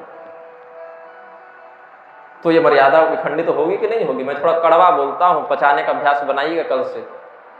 पाचन शक्ति जिनकी कमजोर होगी वो कथा न सुने, पचाने की क्षमता होगी तो सुनिएगा। तो भगवान की कथा अभक्त को नहीं दी जा सकती। अभक्तांस्तांश्च विज्ञाय न ददौ स कथामृतम्। सुखदेव जी ने श्रीमद् भागवत का कहाँ सुनाया? इंद्र इत्यादि को पाठ नहीं, कथा नहीं सुनाई। वही इंद्र इत्यादि जब आ गए करताल मृदंग इत्यादि लेके वाद्य यंत्रों के साथ, शरद कुमार जी जब देवर्षि नारद को सुना रहे थे तब प्रहलादस्तालधारी तरलगतितया चोद्धव कांस्यधारी वीणाधारी सुरर्षिश्वर कुशलतया राग कर्तार्जुनो भू इंद्रो वादिन मृदंगं। तो इंद्र आ गए ना, तो मृदंग लेकर जब इंद्र आए तो भक्ति पूर्वक तो कथा मिल गई। और अमृत कलश लेकर व्यापार करने आए थे, विनिमय करने आए थे, तो न ददौ स कथामृतम्, तब कथा नहीं मिली। तो जिस व्यक्ति ने जीवन में सदाचरण का, धर्माचरण का, तपस्या पूर्वक आचरण न किया हो उसको कथा मत सुनाओ। अब देखिए, ऐसा तो नहीं है कि कोई आकर बैठ जाए अभक्त तो हम कह दें भाग जाओ नहीं सुनाएंगे, ऐसा भी नहीं है। लेकिन प्रधानता से जो सुनने वाला उसमें तो भक्ति का दर्शन होना चाहिए तब ना सुनाए। ऐसे तो पंडाल सार्वजनिक है, कोई भी आकर बैठे, सनातन धर्म का हिस्सा न भी हो लेकिन कोई आकर बैठकर सुने तो भगा थोड़ी ही दिया जाएगा, ऐसा तो नहीं है। लेकिन फिर भी प्रधानता से जिसके मन में इस कथा को सुनने की इच्छा हो उसमें भक्ति का भी होना चाहिए, या जिसको हम सुनाने के लिए प्रस्तुत हुए हैं उसमें भक्ति का दर्शन होना चाहिए। न चा शुश्रूषवे वाच्यम। और जो नहीं सुनना चाहता उसको पकड़ के भी नहीं कह सकते कि कहाँ जा रहे हैं, बैठिए कथा सुन के जाइएगा, नहीं कह सकते। जो उठकर जा रहा है या आना ही नहीं चाहता, उसको भी नहीं रोका जा सकता है। बहुत स्थानों पर मंच संचालक, वॉलंटियर इत्यादि माइक लेकर कहते रहते हैं, पीछे पंडाल में जो लोग खड़े हैं वो आगे आकर बैठ जाएं। लोग आते ही नहीं। अभी न जाएं, प्रसाद लेकर जाएं, लोग रुकते नहीं। तो जो जा रहा है उसको रोकना भी नहीं है, जो नहीं आ रहा उसको बुलाना भी नहीं। अपने हृदय में जब तक भक्ति, अब कहलगांव में इतने ही लोग थोड़े हैं, बहुत लोग हैं। अब जिनके कान मनुष्य के थे, जिनके पैर मनुष्य के थे, जिनकी आंखें मनुष्य की थी, वो आ गए।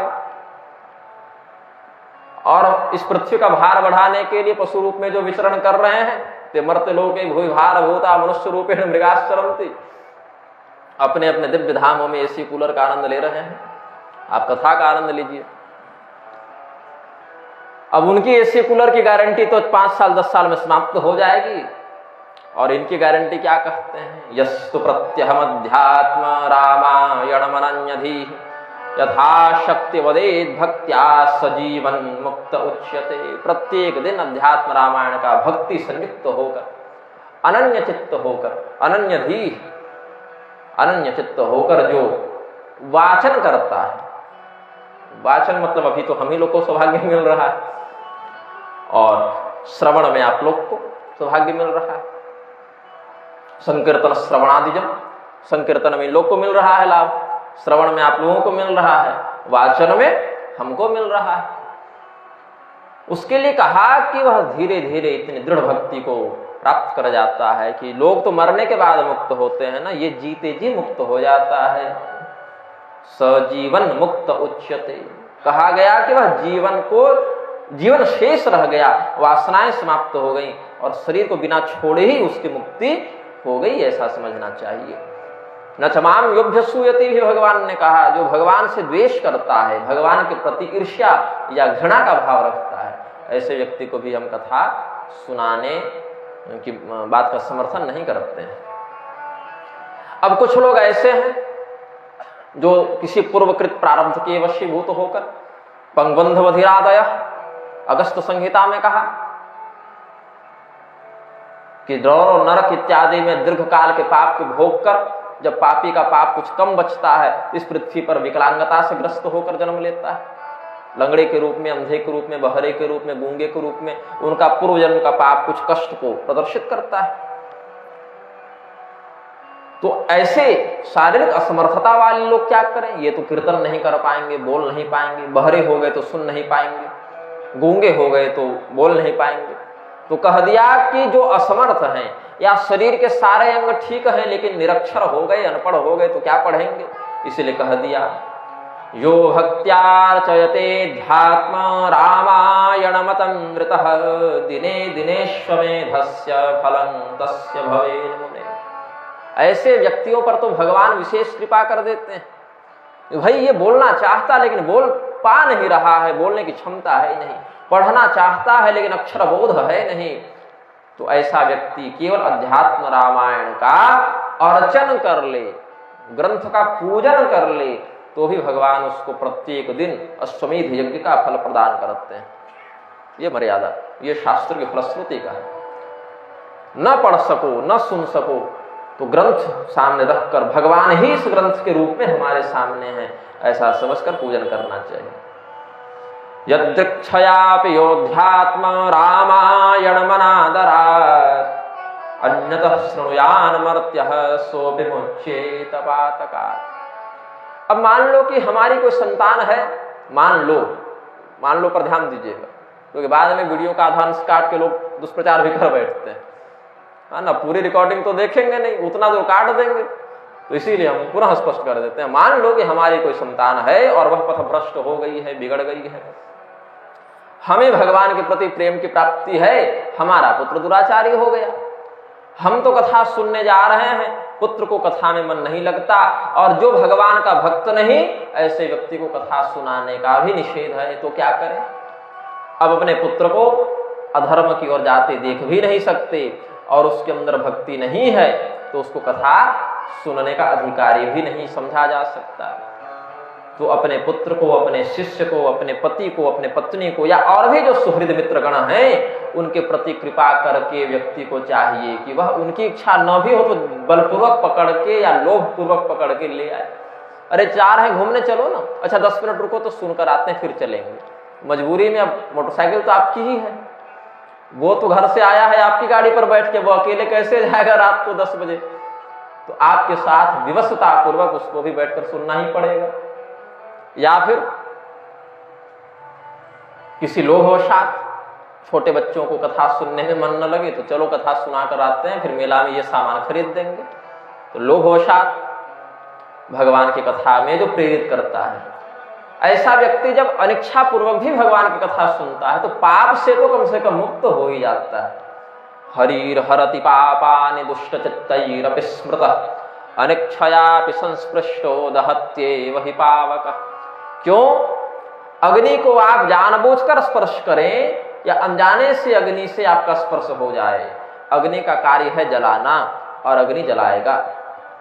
संस्कृत में अग्नि पुल्लिंग है इसलिए हमने, ऐसे तो हिंदी में अग्नि जलाएगी, आग जलाएगी ऐसा कह देते हैं, लेकिन आत्मा अग्नि इत्यादि व्यवहार में स्त्रीलिंग होने पर भी संस्कृत की दृष्टि से पुल्लिंग में ही प्रयुक्त हो जाते हैं। तो अग्नि का कार्य है जलाना, उसमें दाहिका शक्ति है, इसीलिए हम चाहे जानबूझकर स्पर्श करें या अनजाने हमारा स्पर्श अग्नि से हो जाए, हमें तो जलना है। वैसे जानबूझकर हम भगवान का स्मरण करें, कीर्तन करें, नाम लें अथवा अनजाने से लें, उतने अंश में भगवान का नाम हमारे पापों को नष्ट तो करेगा ही करेगा, क्योंकि पाप नाश करना भगवान नाम का स्वभाव ही है। अब कुछ व्यक्ति ऐसे हैं जो सुनना तो चाहते हैं लेकिन किसी ऐसे पारिवारिक सांसारिक प्रपंच में फंसे हुए हैं कि कथा सुनने के लिए आ नहीं सकते। हो सकता है बीमार पड़ गए हों, या हो सकता है किसी कार्य के कारण अभी इस क्षेत्र में न हो, कहीं बाहर रहते हो, पढ़ाई के कारण, नौकरी के कारण, चिकित्सा के कारण, किसी भी सांसारिक कारण से इस क्षेत्र में न हो, या क्षेत्र में हो लेकिन घर से नहीं आ सकते, कोई असमर्थता है जिस पर उनका नियंत्रण नहीं, तो क्या कहा, दूर से ही अध्यात्म रामायण को प्रणाम तो कर सकते हैं। तो दूर से ही भगवान की इस कथा को जो प्रणाम कर ले उसको भी फल मिल जाता है, उतने अंश का पुण्य उसे मिल जाता है। और कुछ लोग हैं जो बोले अच्छा 2 मिनट के लिए जाते हैं, इतने भी असमर्थ नहीं हुए हैं कि न जा सके लेकिन बैठ नहीं पाएंगे, तो सामने आकर व्यासपीठ के निकट होकर अध्यात्म रामायण को जो प्रणाम कर लेते हैं अदूरतः, जो बिना दूर से जो सामने आकर प्रणाम करे, नमस्करोति योऽध्यात्म रामायण मदूरतः सर्वदेवार्चन फलं सप्राप्नोति न संशय। सभी देवताओं की पूजा का फल उसको अध्यात्म रामायण को प्रणाम करने मात्र से मिल जाता है। सप्राप्नोति न संशय, इसमें संशय नहीं है। शिव जी ने बताया ब्रह्मदेव को, ब्रह्मदेव ने बताया देवर्षि नारद को कि न संशय, इसमें संशय नहीं करना चाहिए। लिखित्वा पुस्तकेऽध्यात्म रामायणमशेषतः यो दद्याद् राम भक्तेभ्यस्तस्य पुण्यफलं शृणु। अधीतेषु च वेदेषु शास्त्रेषु व्याकृतेषु च यत्फलं दुर्लभं लोके तत्फलं तस्य संभवे। अब पहले क्या था, अध्यात्म रामायण हो चाहे कोई भी ग्रंथ हो, उसकी पांडुलिपियां बनती थी और प्रेस इत्यादि तो थे नहीं। भोजपत्र पर या ताड़पत्र पर अष्टगंध आदि से या रक्तचंदन इत्यादि से या और भी जो पलाश की अपराजिता के पुष्पों से निर्मित स्याही होती थी उसका प्रयोग करके ग्रंथ लेखन करते थे लोग। तो बहुत से ऐसे लोग होते थे जो पूरे के पूरे ग्रंथ को ही अपने सुंदर अक्षरों से सुसज्जित लिखकर लिपिबद्ध करके उसका दान करते थे। तो एक एक अक्षर को बड़ी पवित्रता से लिखते थे, लिखने से पहले बहुत पवित्रता के साथ, पूरे प्रायश्चित्त के साथ। मान लो कि वो यज्ञ ही करने बैठे हैं, वो पूरे ग्रंथ को लिखने के समय। ऐसे शूद्र वर्ण के लिए यह निषिद्ध कहा गया है, ग्रंथ लेखन इत्यादि धर्मशास्त्रों का लेखन निषिद्ध कहा गया है। लेकिन उसमें भी अन्य जो लोक शास्त्र हैं, जो वेद के मर्यादा के अनुशासन में तो है लेकिन प्रत्यक्ष रूप से वेदोक्त नहीं कहे जा सकते, जिसके वर्ण धर्म की जो मर्यादा है उसका लेखन करके आस पड़ोस में देते थे। श्री राम कथा इत्यादि का लेखन करके संकीर्तनात्मक प्रारूप में, लोक रामायण आदि के प्रारूप में। तो धर्मशास्त्र आदि का अगर वर्णाश्रमोचित अधिकार लेखन का प्राप्त है तो उस स्थिति में जो अध्यात्म रामायण का लेखन करके श्री राम भक्त को दान करता है, किसी को भी नहीं दे देना है। जो भगवान श्री रामचंद्र जी के प्रति भक्ति का भाव धारण करता है उसके पुण्य फल को क्या कहते हैं कि संपूर्ण वेदों के पढ़ने से, शास्त्रों की व्याख्या करने से, तत्व को समझने से जो फल प्राप्त होता है, जो दुर्लभ पुण्य प्राप्त होता है, वह इस अध्यात्म रामायण को लिपिबद्ध करके दान करने से प्राप्त हो जाता है।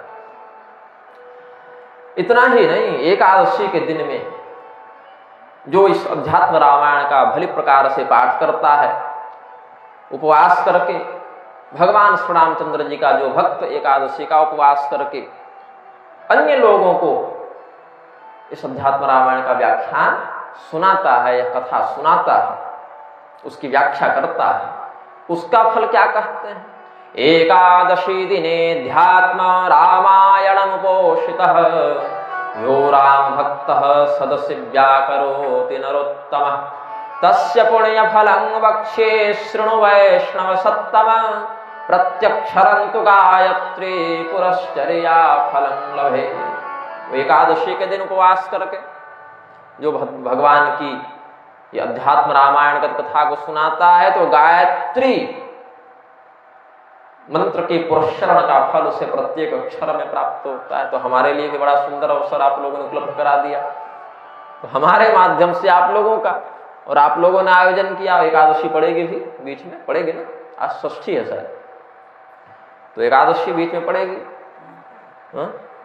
तृतीया 3 तारीख को एकादशी है, हाँ, और 4 तारीख को मेरा जन्मदिन है। भौतिक दृष्टि से नृसिंह द्वादशी को मध्याह्न काल में हमारा जन्म हुआ था।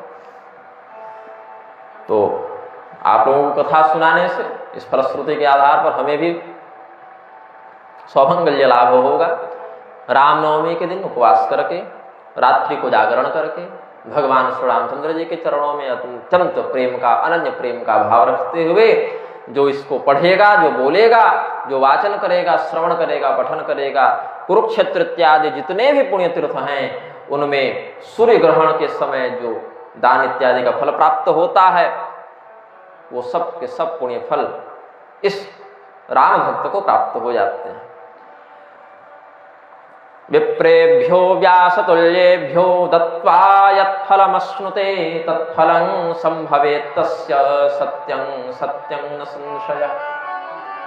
सत्यं सत्यं न संशयः, शिव जी ने स्पष्ट कर दिया, मैं जो कहता हूं वो सत्य है, फिर से सुन लो, सत्य है, फिर से सुन लो, इसमें कोई संदेह नहीं है कि वेद व्यास जी के समान जो ज्ञान को, आचरण को धारण करने वाले पवित्र ब्राह्मण हैं उनको कुरुक्षेत्र में जाकर सूर्य ग्रहण के समय अपनी संपूर्ण धन संपत्ति दान कर दो तो जो फल मिलेगा वही रामनवमी के दिन उपवास करो और रात्रि को जागरण करके एकाग्र चित्त से अध्यात्म रामायण का पाठ करो, श्रवण करो, वाचन करो तो वह फल मिल जाता है।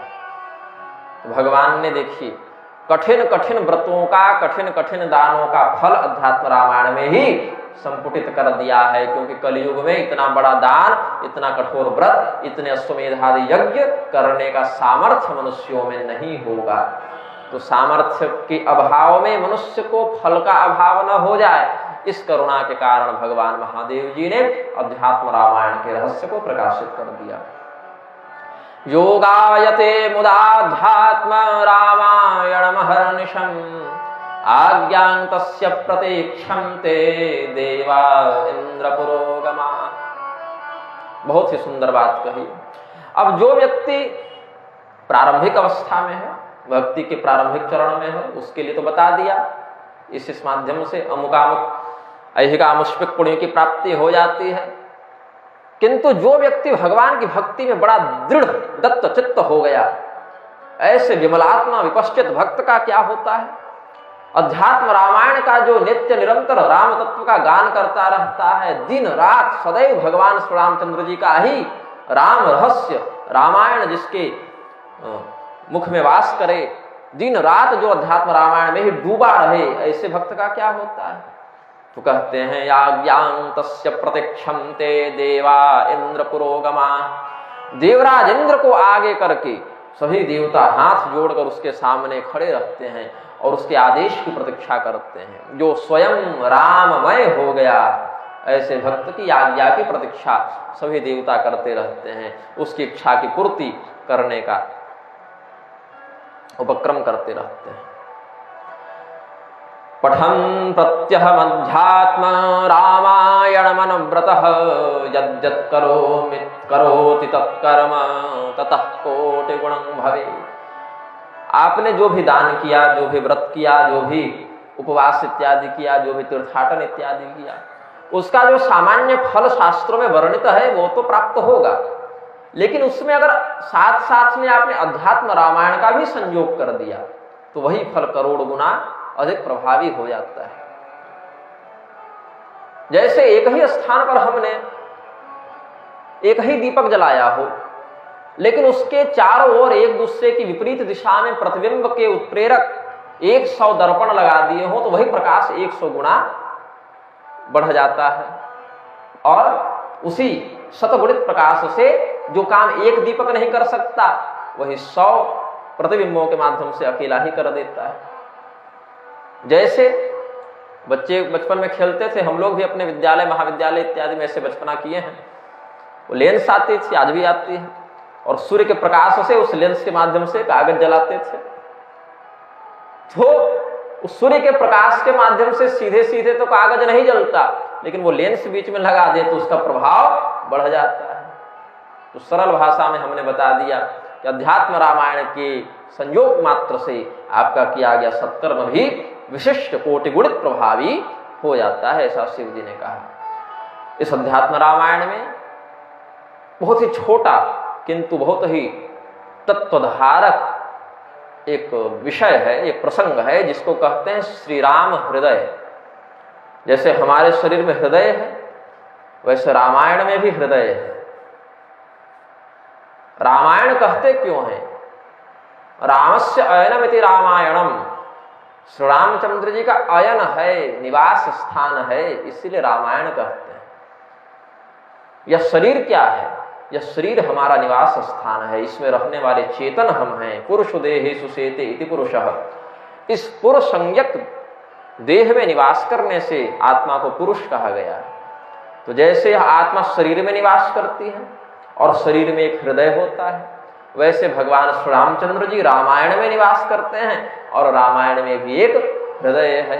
तत्र श्री राम हृदयं यह पठेत सुसमाहितः सब्रह्मघ्नो पिपूतात्मा त्रिभिरेव दिनैर्भवे। पूरे अध्यात्म रामायण का भी यदि कोई पाठ न कर सके, केवल श्री राम हृदय का, जिसका व्याख्यान हम कल करेंगे, अभी तो महात्मा का व्याख्यान कर रहे हैं, श्री राम हृदय का केवल सुसमाहित चित्त से, एकाग्र चित्त से भक्ति युक्त होकर वास्तव में भगवान श्री रामचंद्र जी के प्रति प्रेम को धारण करके कोई 3 दिन तक पाठ करे तो पहले उसने ब्रह्म हत्या भी की हो तो उस पाप से मुक्त हो जाता है। श्री राम हृदयं यस्तु हनुमत प्रतिमांतिके त्रिः पठेत प्रत्यहं मौनी ससर्वेप्सित भाग भवे। भगवान हनुमान जी की सुप्रतिष्ठित सुपूजित वरद प्रदायिनी प्रतिमा के समक्ष हनुमान जी के सामने बैठकर 3 बार मौन होकर, बिल्कुल एकाग्र चित्त होकर भगवान श्री रामचंद्र जी का ध्यान करते हुए जो मानसिक पाठ हनुमान जी के सामने सुनाता है, उसके हृदय में जो भी उचित इच्छा होती है हनुमान जी उसको पूर्ण करते हैं। ये कुछ भी मांगने वाला नहीं है। मैं एक सत्य घटना बताता हूं। प्रत्यक्ष परिचय तो हमारा नहीं था उनसे, लेकिन घुमा फिरा के हम जानते थे उन साधक को, कहीं अन्यत्र के साधक थे। अब पता है नहीं है कि जीवित हैं कि नहीं। वो जब बहुत छोटे थे, मतलब लगभग 18-20 वर्ष की अवस्था थी, उस समय किसी तांत्रिक के दिए मंत्र से आकर्षण करके उन्होंने हनुमान जी का प्रत्यक्ष दर्शन प्राप्त कर लिया था। तांत्रिक विधियाओं में ऐसा कुछ है कि हनुमान जी को मंत्राकर्षण के माध्यम से प्रकट कर लेते थे। उस समय उन्होंने कर लिया और उद्देश्य क्या था? किसी कन्या से प्रेम करते थे तो वशीकरण करवाना था।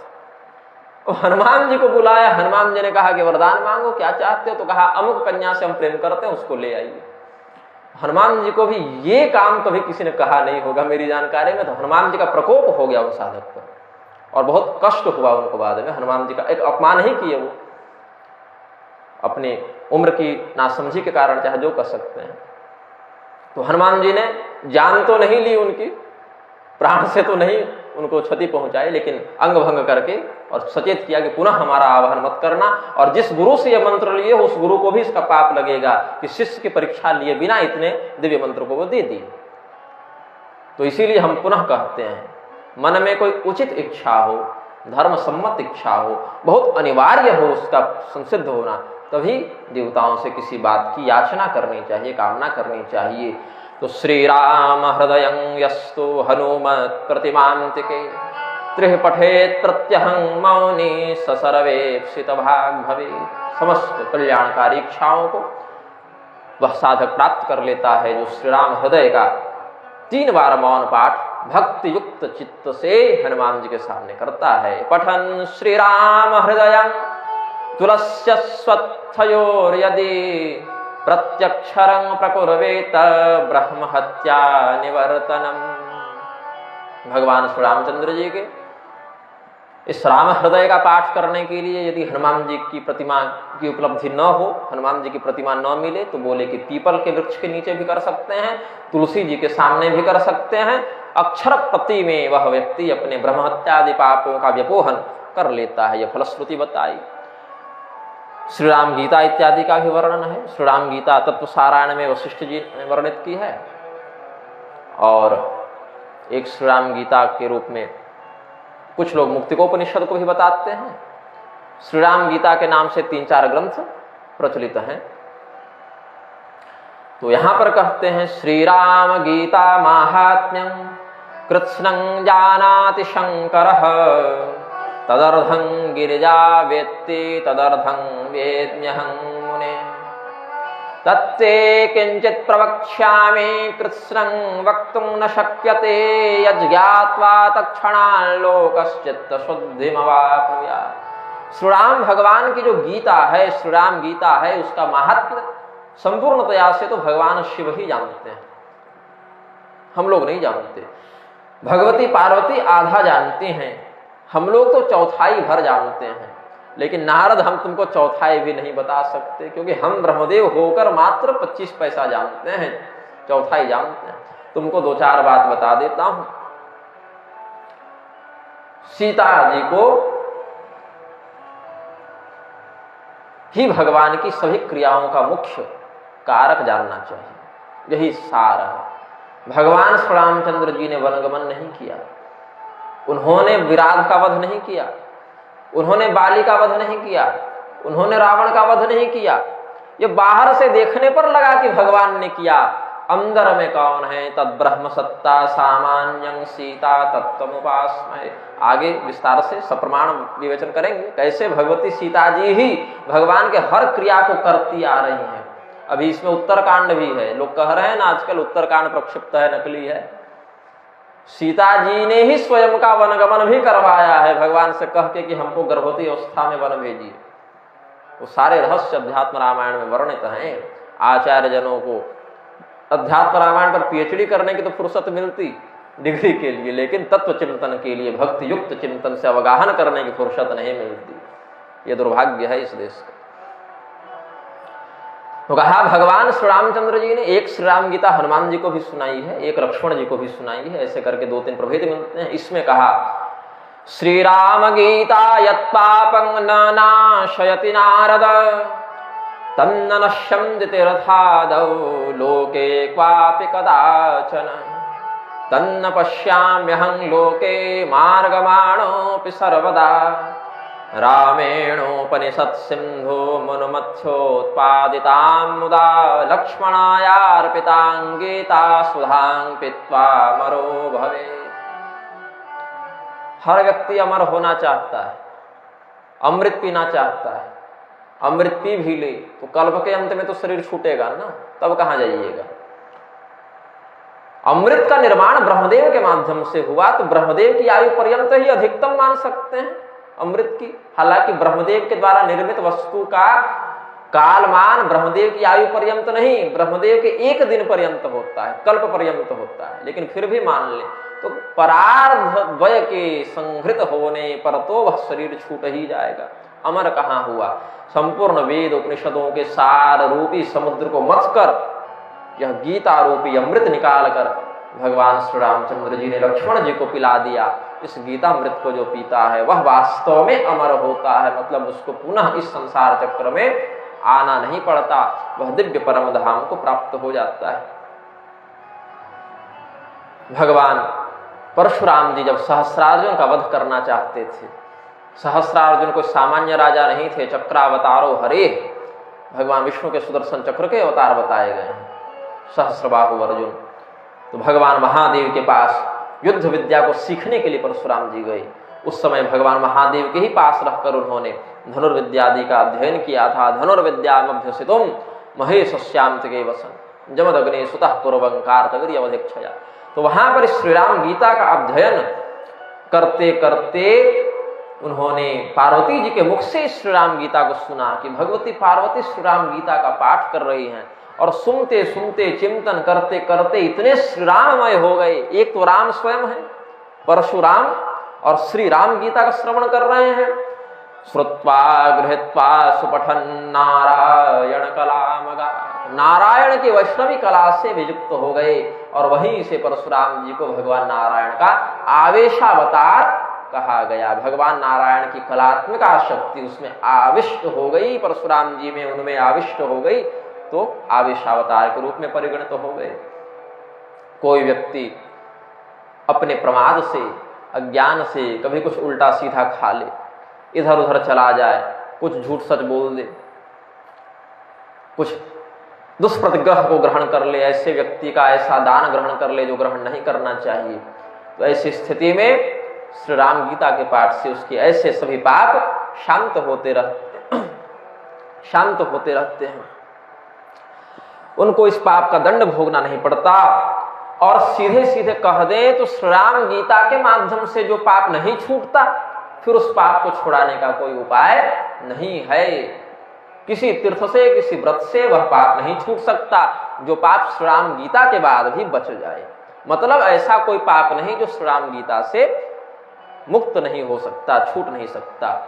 राम गीतां पठन भक्त्या यः श्राद्धे भोजये द्विजान् तस्य ते पितरः सर्वे यान्ति विष्णु परं पदम्। अपने पितरों का श्राद्ध करने के समय ब्राह्मणों को जब भोजन कराते हैं, श्राद्ध में निमंत्रण देते हैं ब्राह्मणों को, उस समय भक्ति पूर्वक जो श्री राम गीता का पाठ करता है और करवाता है, जो पाठ करने में अधिकृत नहीं, समर्थ नहीं, उनके लिए पाठ करवाने का विधान है। तो राम गीतां पठन भक्त्या, राम गीतां पठन भक्त्या, राम गीता को भक्ति पूर्वक पढ़ते हुए, पाठ करके जो ब्राह्मणों को श्राद्ध में भोजन कराता है, उसके पितृगण, उसके पितर अपने कर्म बंधन से मुक्त होकर यान्ति विष्णु परं पदम, भगवान विष्णु के परम पद को प्राप्त कर जाते हैं।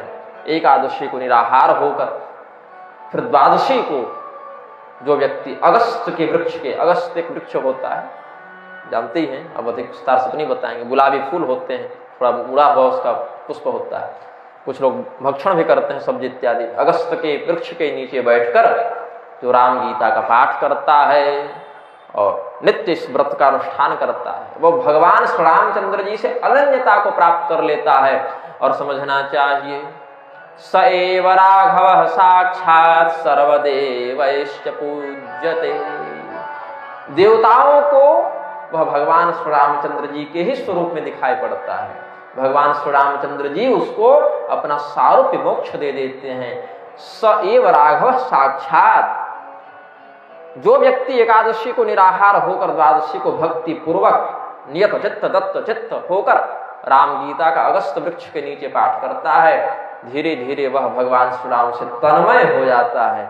जैसे गंगा जी समुद्र में जाकर समुद्र से अभिन्न हो गई, तो राम गीता का ऐसा पाठक श्री राम तत्व से अभिन्न हो जाता है और सभी देवताओं के द्वारा सुपूजित होता है।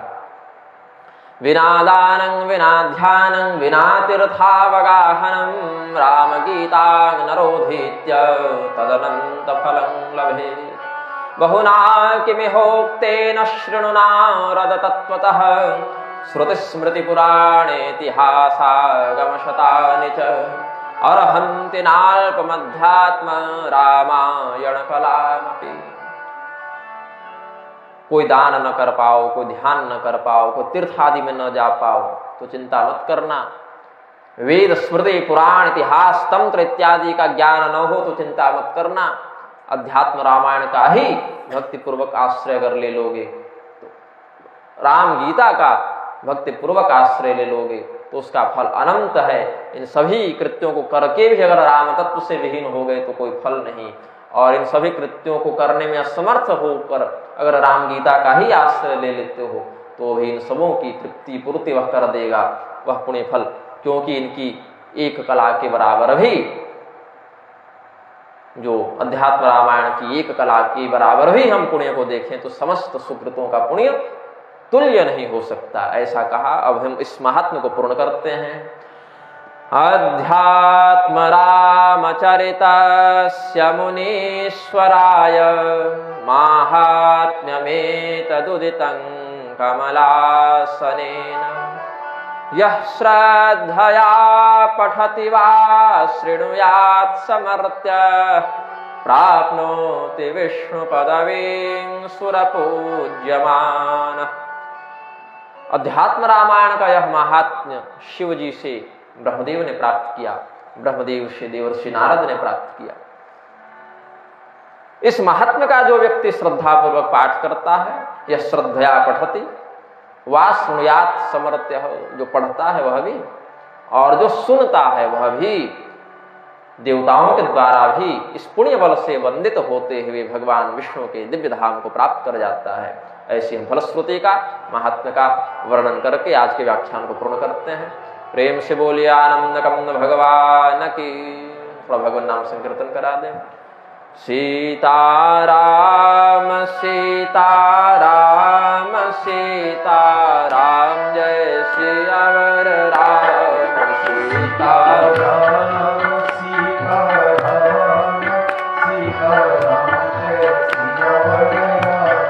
राधे श्याम राधे श्याम राधे श्याम जय राधे श्याम राधे श्याम राधे श्याम राधे श्याम राधे श्याम।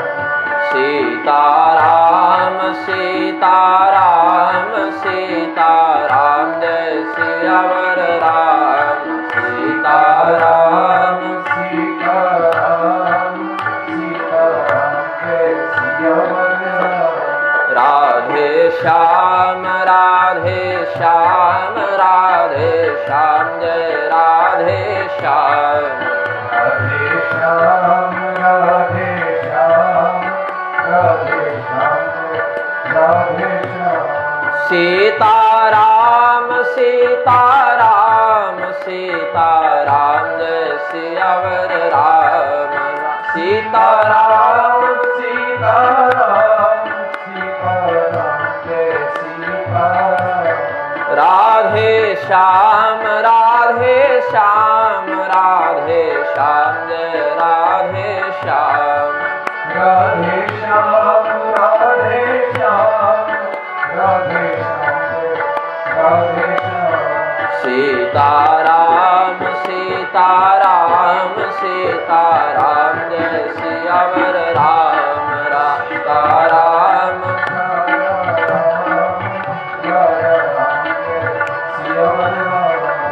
सीताराम सीताराम सीताराम